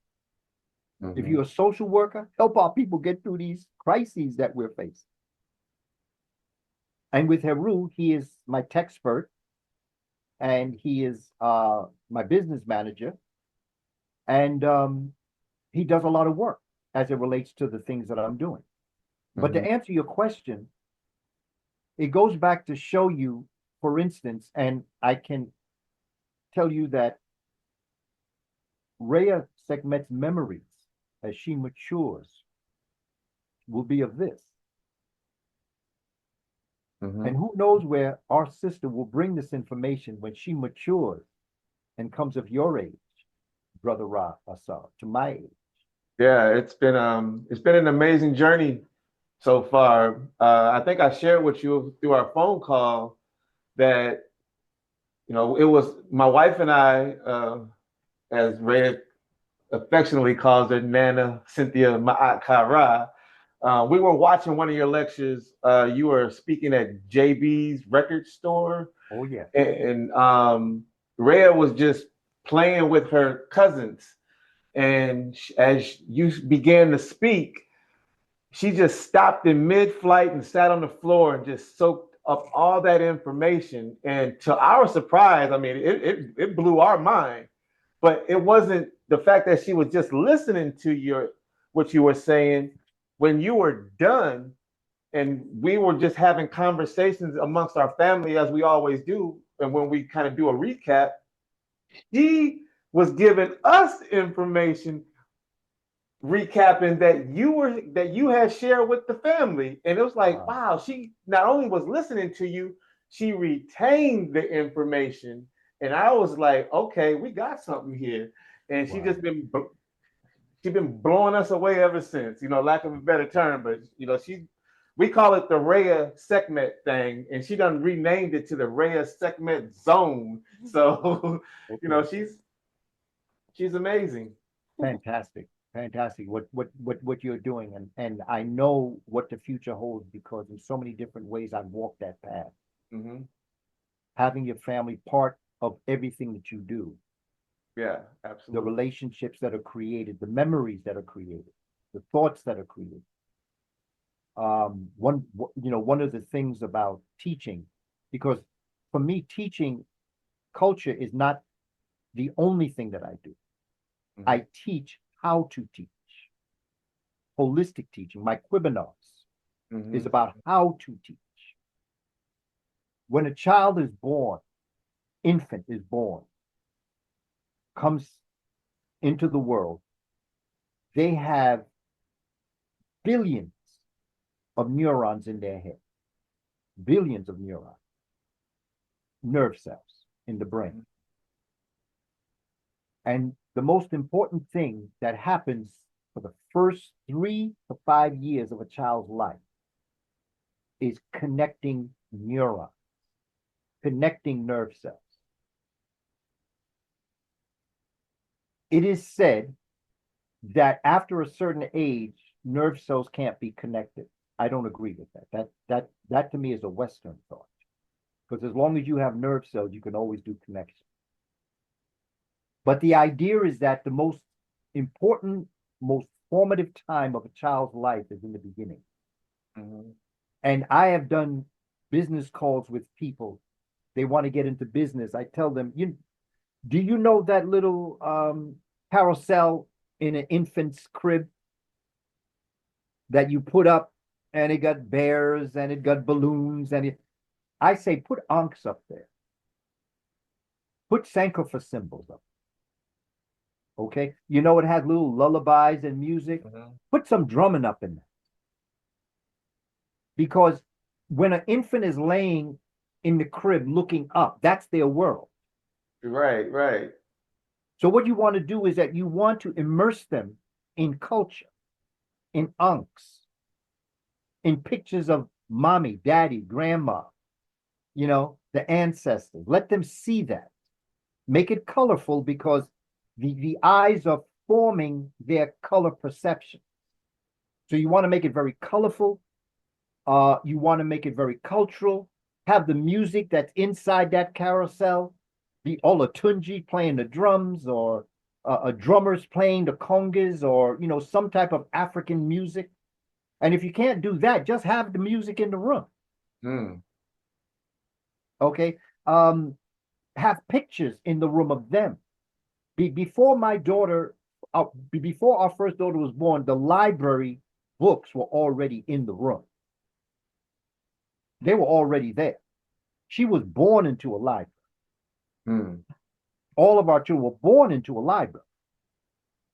I didn't wait for them to get born and then we buy books. The books are already there. And so the point that I'm making is that as Rhea is moving through this perception of life, I would say, Rhea, you're 8. Rhea, you're 8. Yes, that's correct. Yes. You're 8 years old. You are at a point, from my perspective, right now, you have a very unique gift of perception and focus. And see, focus and attention is very important. Because people can be focused, but they're not paying attention. Just like me, I was focused on Malcolm X, but I wasn't paying attention to what he was saying. I was focused on where his forehead ended and his hairline began. You see? So you can be focused and not be paying attention. But when you're focused in on something, your neurons are connecting. Mm-hmm, mm-hmm. And the more ways in which you are able to connect your neurons is more ways that you can begin to learn something. For instance, you have a left hemisphere and a right hemisphere in your brain. Mm-hmm. Are you right-handed or left-handed, or are you both? I am right-handed. Right-handed. When you're right-handed, it's called stereognosis. The left side of your brain is activated when you're using your right hand. Mm-hmm. Mm-hmm. Okay? The left side of your brain is where your mathematician is. It's where your scientist is. It's where your reasoning skills are. Left-handed people use the right side of the brain because it crosses left to the right, right to the left. So a left-handed person, right, is there, and the right side of your brain is where your musician is, where your artist is. Okay? So for instance, in the first grade, when I used to teach my students, first grade, they were 5, 6 years old, we would be learning 1 + 1 or 1 + 2 equals addition. little subtraction, things Mhm. like that. My homework for the children would be to go home. I gave them 10 problems. 1 plus 3, 4 plus 2 to solve. But I told them, after you solve the problem, then I want you to draw it. So when they drew the problem, see, when they solved the problem, 1 plus 2 equals 3, they were using the left side of the brain. Mm. But when they drew it, they were using the right side of the brain. So I was having them use both sides of the brain. This is what I meant when I said, not only do they not know how to teach our children, they don't know how to teach their children. Because in everything I try to do, I try to connect the left and the right side of the brain. Mm. If you find that you are right-handed, Reya'Sekhmet, start to write with your left hand. Nothing important now. But like if you're going to the store with family and you're going to buy things from the supermarket, you write out the list. Whatever it may be that you're going to write, lettuce, tomatoes, it might not be that great in the beginning because you're learning how to do it, but use the left side of use your left hand. Because when you use your left hand, you're activating the right side of your brain. If you find that when you're out in the street and you have a bag and you're always carrying it in your right hand, start to carry it in your left hand. Mm. I actually do that sometimes. Change hands. Yeah, I change hands sometimes, or sometimes I just use both. That's the other thing. That's ambidextrous. That's where you use both. Because when you do that, now you talk about J&J-Life, now you MA'AT. Because you're balanced. You're balanced. Yes, use the right and left side of your brain all the time. And when you start young, you can adapt to it better. Check this out. In the Shabaka stone, the top 2 lines are written horizontal. Okay? The other 64 are written vertically. Mm. When our ancestors wrote horizontally, you read the Medu netta, you read the pictographs, the hieroglyphs, in the direction of where the faces were pointing. Mm-hmm. So that if all the faces were pointing this way, you read this way, into the face. Mm-hmm. When our ancestors wrote horizontally, if they wrote where all the faces were facing this way, the next line, all the faces are pointing in the other direction. Okay. Let me just drop this thought on for one moment. Take your time, Baba. Take your time. When we read left to right. Mm-hmm. Right? And then we stop. We go back to the next line. We read left to right. So it's like a starting point and then an ending point. And then we stop. Yeah. But when you stop, your brain stops with you. Mm-hmm. Okay? You pause. You have to pause because your brain says, okay, next line. Then you go back and you read. But in that moment that you paused, you stopped thinking. Mm-hmm. When our ancestors wrote horizontally, they read like a snake. They would read this way, the next line they'd read this way, and then this way, and then this way, and then this. So they never stopped thinking. Think about that. That's a little homework assignment for you to think about, Reya'Sekhmet. Just think about what it is. And what I did when I taught college is I had my students write their report that way. Interesting. I made them write the report where they would go from left to right, and then they would make me go from right to left, and then left to right, and then right to left. Try to write something out like that sometime, just in fun. Write something out that maybe 4 sentences, maybe 4 lines, where you just write something about, maybe you might even write your experiences in this presentation that we're having this conversation. And you just go and you write the way you would write from left to right, and then continue your thought from right to left, and then continue your thought left to right, and then right to left, so that there is no gap in your thinking. Your think about the brain. Think about what happens to the brain when you do that. Yeah. And when you're young and you're able to do that, it becomes easier in time to be able to think of the you will open up neurons in your brain that have been dormant. You'll wake things up through Ptah that were in Nun. Mm. And you'll come to a consciousness.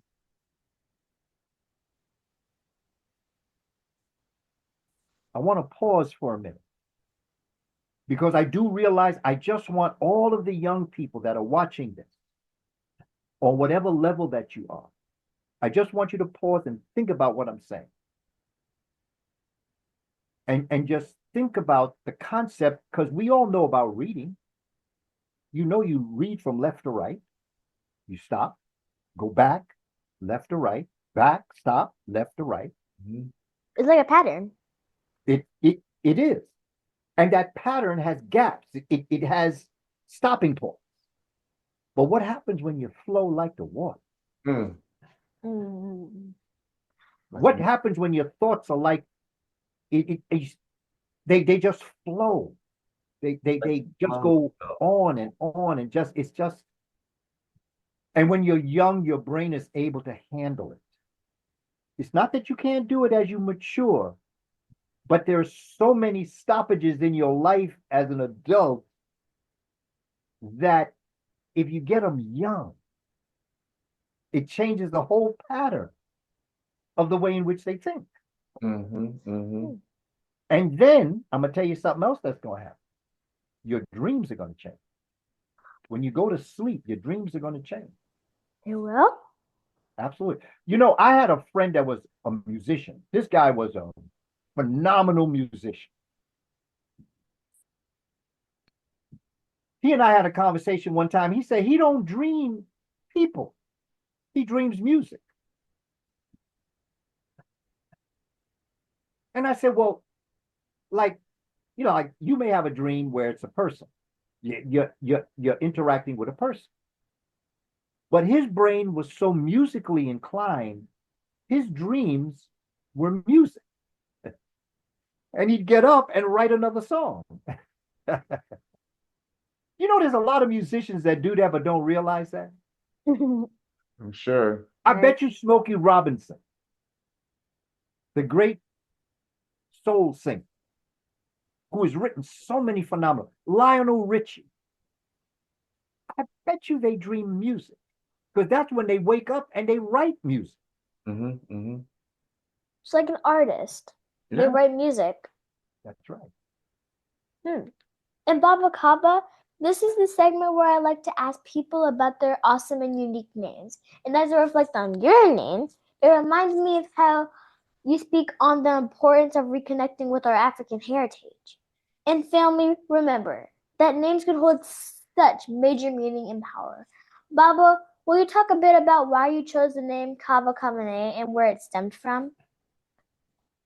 When I was thinking about correcting my name, I was born Booker Taliaferro Coleman Jr. Booker T. My father, Jr. My father was born in Tuskegee, Alabama. He was Booker T. Coleman Sr. I decided to correct my name in 2002.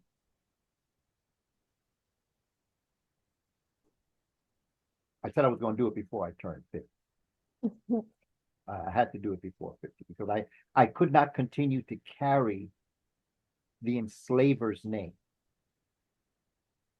I can't be out here talking about how we're going to free ourselves, and my name is a brand from the person that enslaved my ancestors. I had to get rid of it. So I went to special people in my life, shamans. Shamans are holy people amongst Native American people. I went to Babalaos. I went to Mambos in Voodoo, I went to people that I felt were spiritually inclined. And they told me the African tradition was never to choose a name that described who you were. They say, who are you?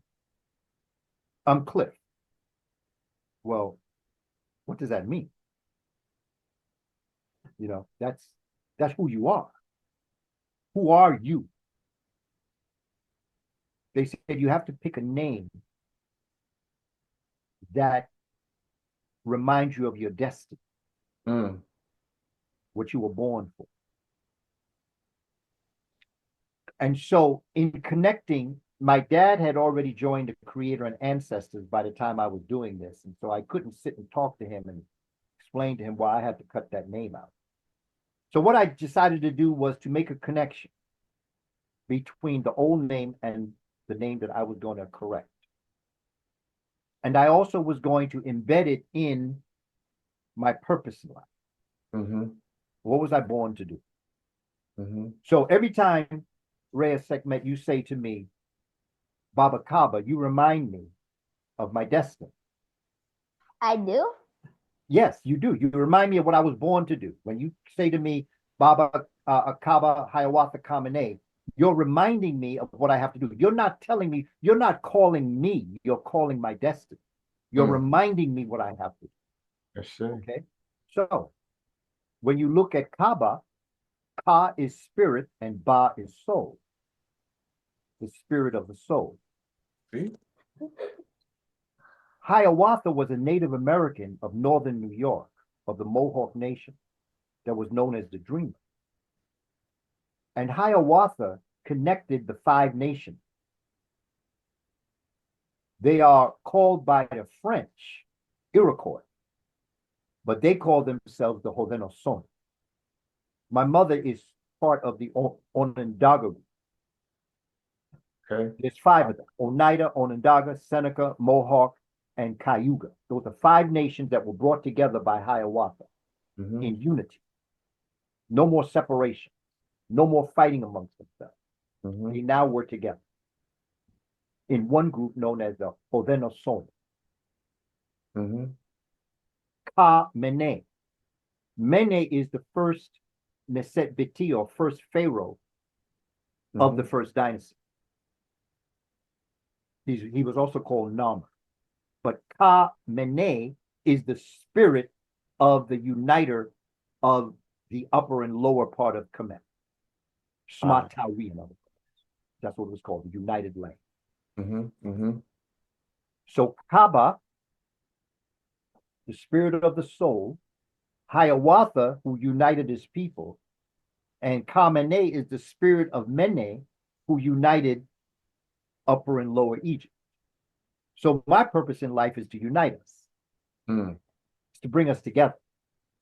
And so every time my sister Reya'Sekhmet, you call my name, you're telling me in another word, like the way in which I'm interpreting what you're saying is, remember, you got to unite us. Every time you call my name, remember, you got to unite us. Remember, you got to unite us. In other words, my name is not a noun that describes who I am. It's a verb that reminds me what I got to do. Action. A name should be do, not who. Now, let me now add to you. I told you that I wanted to pay homage to my father because we always were proud of the name, and Booker T was a teacher. And so I'm a teacher. So John Henry Clark, first thing Dr. Clark told me when he met me when I was 12 and a half, he said, oh, Booker T, you're going to be a great teacher one day. So I wanted to keep that concept alive. So Kaba is booked Ka back. I just made it right. Baka, Buka, Kaba. And Kamene, my last name was Coleman.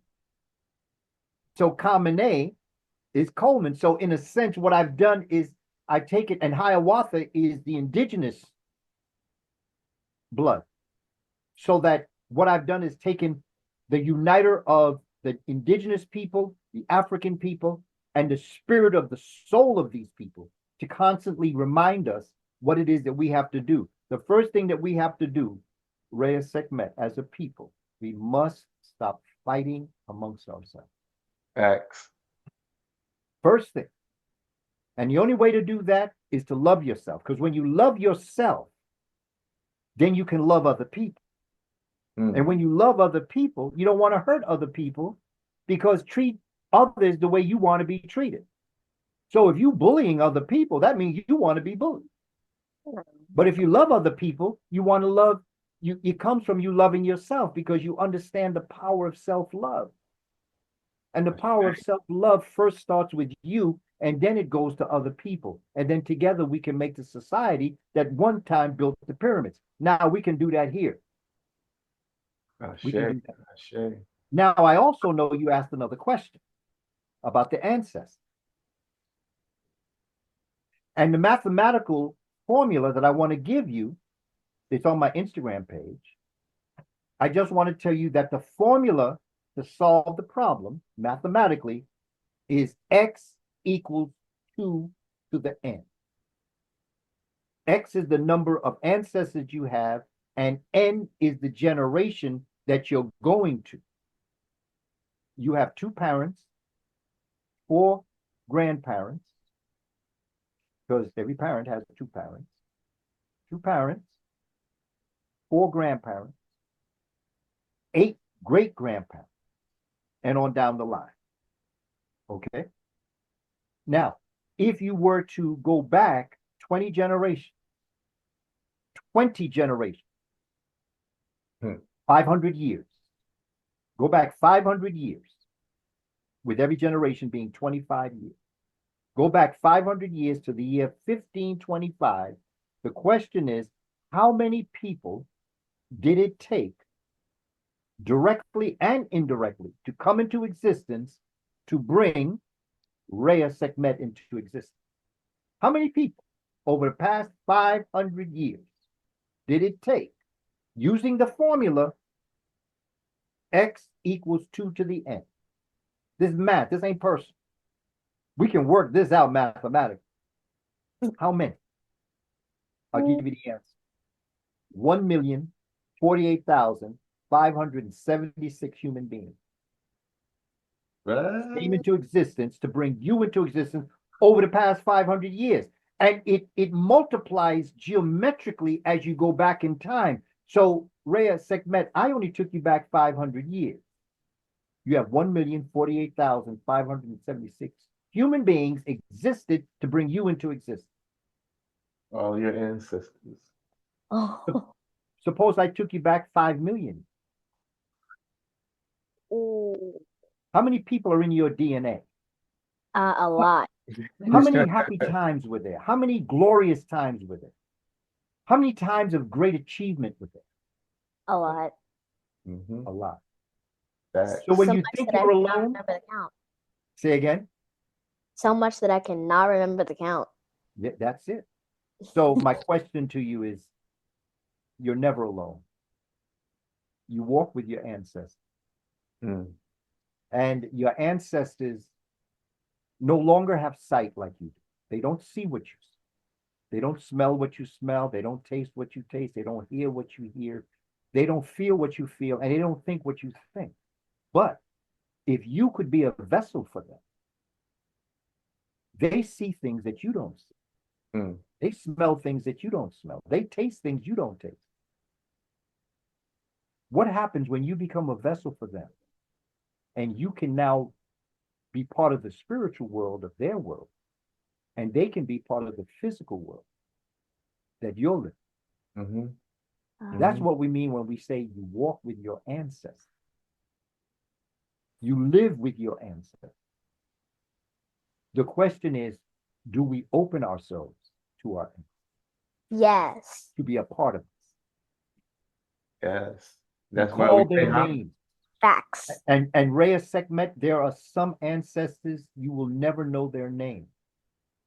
But if you just call them and say, I know you're there, I may not know your name, but I feel that you're there. They'll be there.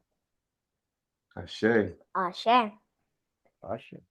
And my name Reya'Sekhmet combines Rhea, which means a connection to Ra or Re, represented by the sun, symbolizing light, guidance, and wisdom, and Sekhmet, the lioness nature of war, protection, and healing.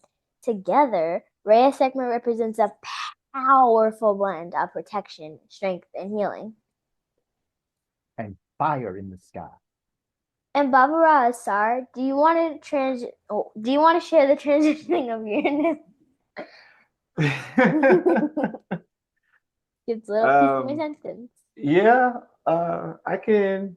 I know we're going a little long, Baba, and we want to be respectful of your time. But some years back, I was studying the Great Ne'Set B'ti Hatshepsut and learned that her throne name was Maatkara, which was the spark for me to where I'd taken the name Ra'Asar, Maatkara, to reflect my commitment to living by the principles of Ma'at. So the name Ra'Asar, Ra referring to the Kemetian aspect of the sun, representing light, clarity, and enlightenment. Asar representing resurrection and eternal life. And as you said, Baba, if we want to survive and thrive in this world, we must follow nature, or the aspects of nature for that matter.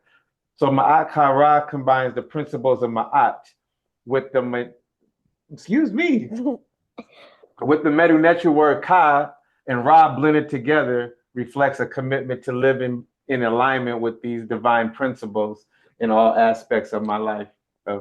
Reya'Sekhmet and Baba. And Ma'at represents the essence of truth, justice, harmony, balance, ordinary, reciprocity, and righteousness. Ashe. Family, drop some hearts, power fist, thumbs up, or any emoji that represents the fact they like this discussion that we are having right now. Or drop a comment right now showing your support for this discussion and this channel. And if you would like to support this channel, you can do so by being a book reader and give a gift of a book. Cash App information is $JJ1Life. Or if you want to send physical items, you can do so by sending them to the address J&J-Life MA'AT, P.O. Box 35081, Des Moines, Iowa 50315. Well, you know what? Let me say it one more time for the family then. Cash App family information is $JJ1Life, and that's the numeral 1. Or if you want to send physical items, you can do so by sending them to the address J&J-Life MA'AT, P.O. Box 35081, Des Moines, Iowa 50315. Let me say it one more time for the family, way in the back. Cash App information is $JJ1Life. Or if you want to send physical items, you can do so by sending them to the address J&J-Life MA'AT, P.O. Box 35081, Des Moines, Iowa 50315. This information is also embedded in the description below. Okay, Baba, I want to mention that I have a series of children's books that I have written. And once we find the right fit for an illustrator, we plan to publish soon. I mentioned that because as a new author, I'm very excited, but also a bit nervous. Do you have any advice for me as I embark on this journey? I think that your advantage that you have right now is the fact that AI, if you connect with somebody that is familiar with AI, your books can be created in ways that it could not be created before. All of my books are self-published. And years ago, when I was thinking about books, that couldn't be done. You needed a publishing house to publish your work. Now there are so many different avenues that you can take. As controversial as they may be, you still can take avenues that can publish your work and develop them.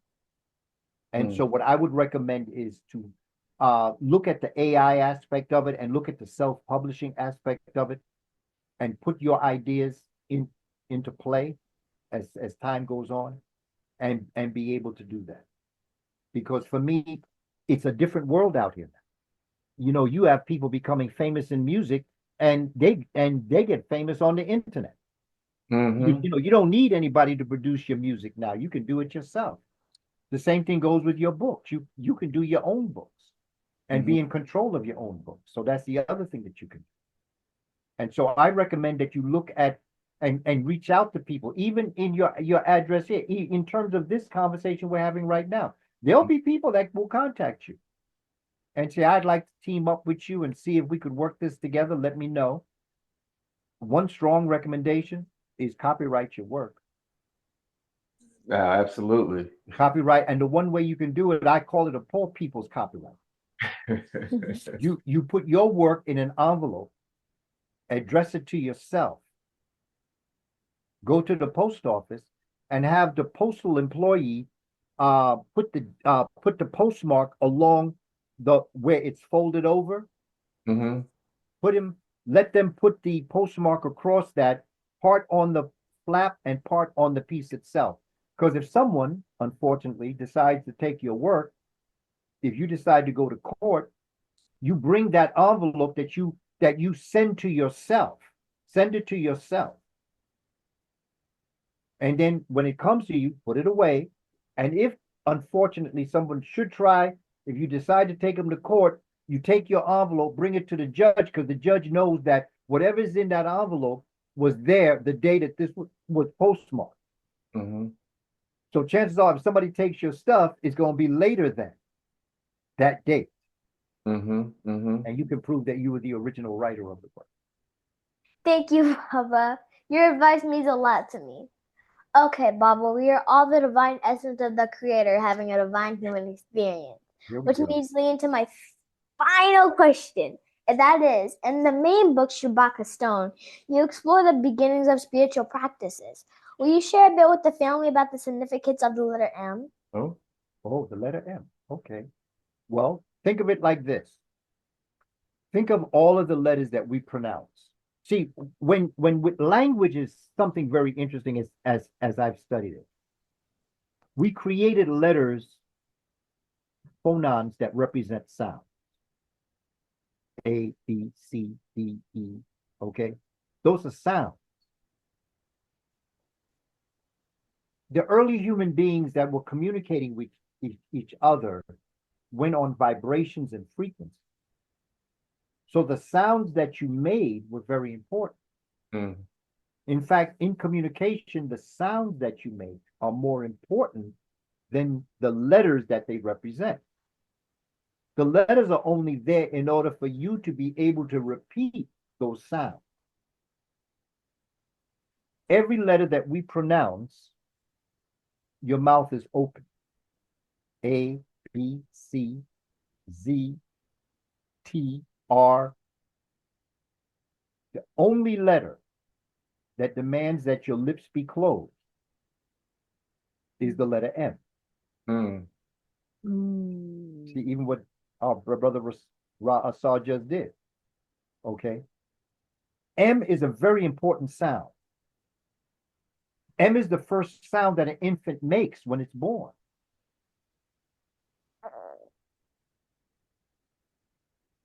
M is the sound that we make when, well, if something tastes good, what do we say?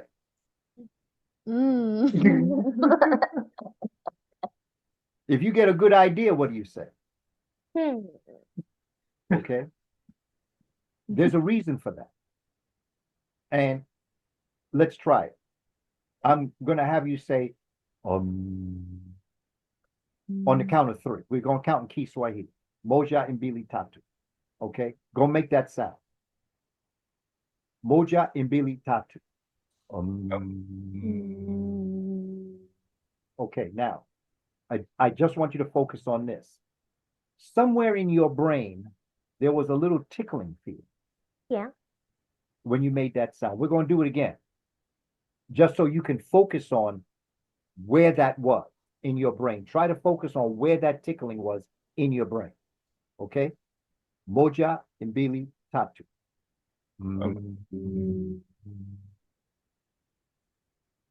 Okay, now. That place where that tickling occurs is where all of your 6 senses come together in a place that our ancestors called the Shoutout Infant, which is known as the sacred sanctuary in the brain.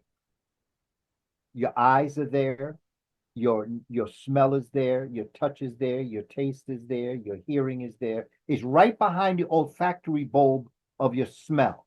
It's right back there, right behind. If you go to a book and look at your side view of your face, you'll see the olfactory bulb is something that comes up and around, and it's very sensitive, and it has little like tentacles. Like when you're walking in the street and all of a sudden you smell something real good. Okay. That's because those aromas, those things that let off that smell are in the air. And when you pass through, they go into your nostrils and you smell it. Okay. That area, when you did, when you tickle that area begins to vibrate in melanin. And that's what brings you down to levels of consciousness. You see? My brother did it again. Okay. Ashe. You find yourself, okay, how about grandma who sits in a rocking chair and what does she do? She because when you bring yourself to levels of peace and tranquility and calm. When someone says something that you don't agree with, your mouth is closed. Whenever your mouth is closed, you're vibrating that area behind your olfactory bulb, which is olfactory bulb is what allows you to smell. Just like your eyes allow you to see, your olfactory bulb allows you to smell. And it's right behind the olfactory bulb. And all of your senses, and by the way, you have 6 senses, not 5. And your 6th sense is thinking. Thinking is a sense. Facts. Ashe.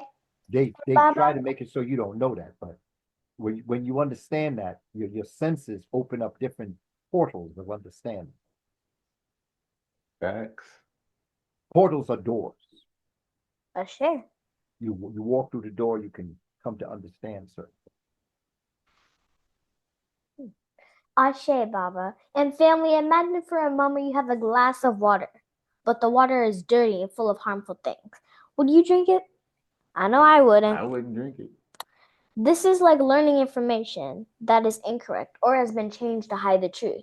Just like drinking dirty water can make you sick, learning false or changed information can make you misunderstand the world. Okay. Yeah.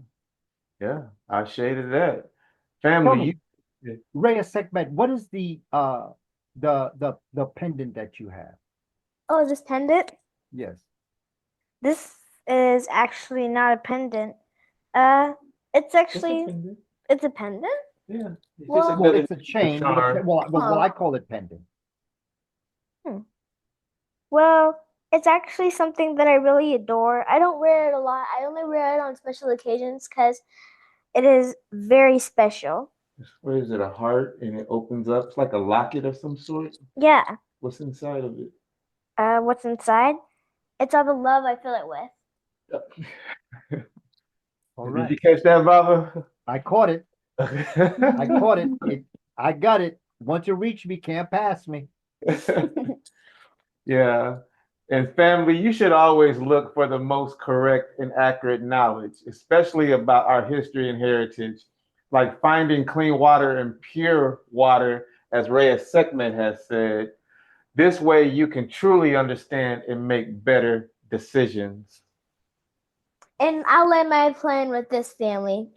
Don't let the desire to know something right away lead you to accept false information. Wow. Always seek the truth. And Babas, as we turn the corner on today's final question, is there anything coming up for you in the near future that the family should know about? Speaking engagements, travel, new books, documentaries, stuff like that? Well, one thing I'd like to say is that something that I'm working on now is presentations here in New York. I've got one coming up on March 23rd in Brooklyn. And will it be online or? Yes. Well, what I want to tell the community is that if you go to my website, Mm-hmm. www.kabakamene.com, KABAKAMENE.com, you can download my free e-course and my free study guide. And you can also look at some of the other materials that I have, like my books and my documentaries that I've done. I've done a number of different things. I went to Hawaii and did a documentary on the African presence in Hawaii, who were the Lapita people. Mm-hmm. And so I have documentaries up, I have books up. And one of the beauties of the internet and social media now is that I can stream my DVDs now. So there's no physical copy in that. So if you go to www.kabakamene.com, you can download my free e-course, 6-day e-course, and then my study guide. And then if you go to my Instagram page at Kaba Kamene, KABAKAMENE, everything that I'm doing, I put up there. I use my Instagram page like it's my community bulletin board. So wherever I'm going, wherever it may be in the country, towards the end of the month, maybe the beginning of March, I'm in the process of being brought out to Australia, because there's a lot of brothers and sisters in Australia that follow the work. So there's a lot of exciting things happening. And I put all of that up on my Instagram page, along with other pieces that Heru Ne'Set and I work out and we put up. I talk about why black cats were so sacred in Egypt, and we talk about melanin. Bats and echolocation comes out of their melanin. So up on my Instagram page, I have a lot of information that could let you know. So wherever I'm going to be, upcoming things, you can always go to my Instagram page, Kaba Kamene, and for my materials and for the information that I have, and for the work that I'm doing, be it books, streaming, documentary, they're all on my documentary on Malcolm X, What Would Malcolm X Do? That's up on my website. And also you can connect everything that's on my website. You can also see in the link in my bio in my Instagram page. Okay. And we'll make sure that we put all of your social media handles, your website in this video, and also in the description below, in the description section, whether it be on YouTube or TikTok, Instagram, or any social media platforms that we have that we are promoting the video for. So with that being said, Baba, how can one get a hold of you if they just have questions or just want to connect? Do you have a way for people to show their appreciation and or donate, or some way for the family to support? Well, I've always encouraged the community to go and get my materials. Okay. But I also know there are people that would rather do Cash App. And so my Cash App is $Kaba Kamene, KABAKAMENE 7. Kaba Kamene 7. And that's the numeral 7. Yes, the number 7. Kaba Kamene 7. Okay. And are there any current authors or scholars who work you follow and find influential in your ongoing journey? And do you have any books or resources you would like to recommend to the family? Well, that study guide in my website, when Hidden Colors 1 premiered in 2011, a lot of young people came. It was advertised on World Star Hip Hop, and so that brought a lot of young people. And they were asking me, they thought it was going to be about music. Hidden Colors. They thought that Hidden Colors was going, and it was on World Star Hip Hop. They thought it was going to be about, Nicki Minaj and Lil Wayne and, music. But they were so impressed with the information that they learned. When I came outside to greet them in the movie house, they said, "Can you give me a book to read?" And I came to realize that For people who had been used to this information, it was a good feeling. It was powerful. But for people that didn't know anything about this, it was overwhelming for some. And so what I did is I went home, and for 2 weeks, I gathered all my information. Dr. John Henry Clarke told me once, you may not reach your destination, but if you write out the proper roadmap, those that come behind you can pick it up and continue on your journey. The study guide that's free on my website, to me, is one of the most important documents I've ever done. Because it has the list of all the books. Because I said, after those young people asked me about what book to read, I didn't want to give them one book. If you want to know about this information, I'm going to put together a collection of my work, my life's work. So my study guide is a collection of my life's work. It's 44 pages. And it's free because it's something I think that our community should have. I don't want money to be the object behind that.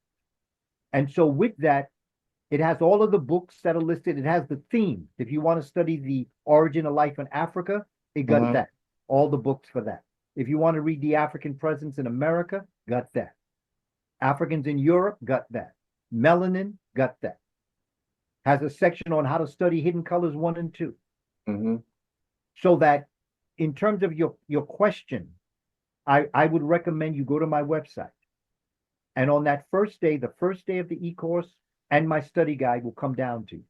And in that study guide, whatever you feel that you'd like to know, there's a book there for you. I mean, it's extensive. It's 44 pages. So that's my roadmap. So Reya'Sekhmet, I'm going to give it to you. So if in this lifetime, because I don't plan on going anyplace anytime soon, but we don't know. And the idea is that somebody got to continue this journey. So I'm passing the baton off to Reya'Sekhmet. Take it to the next level. Ashe. Thank you, Baba Kaba, for blessing me with, blessing us with the opportunity to speak with you. Much respect. Much respect. And now that you know a little more about Baba Kaba and his journey of becoming, and the book about Shabaka Stone for children and African Star Story, please support Baba by following him on all social media platforms. His information is in the description below. Don't take our word for none of this information we provided today. Do your research. One more time, do your research. One more time for the family. Way in the back. Do your research. Do your research. Baba Kaba, will you bless the family with some parting words? One thing that I would just want to tell the young people, solar power is the future wealth of the planet. Study that. We are going to need a new energy system. We're going to get up off the fossil fuel. You know, the gasoline you put in the car. You know, the different ways that we get energy. The sun has everlasting energy. And our ancestors knew it. That's why they built the pyramids.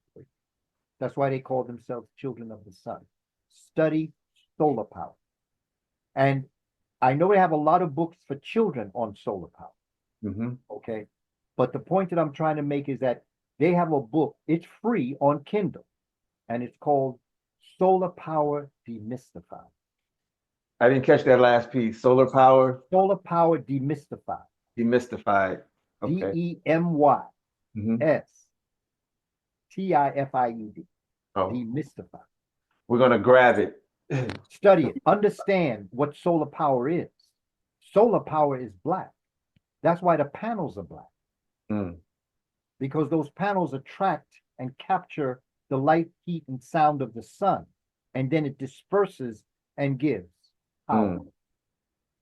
It's nuclear fusion, not nuclear fission.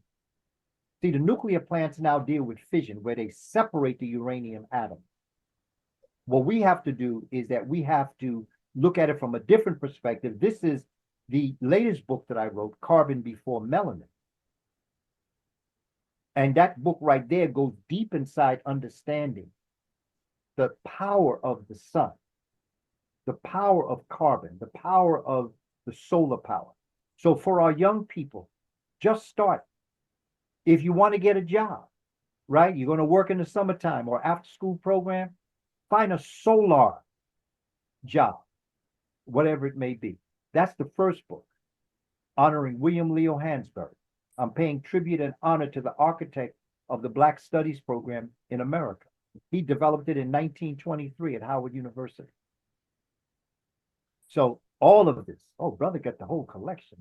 Now that Kemerican is interesting, and the reason why it's 87 is because that's when I wrote it. And I purposely wanted to put, because this day and age, I always tell people that when I say cut and paste, my generation, the typewriter generation, cut and paste meant scissors and glue. Mhm. Okay, that's what it meant to me.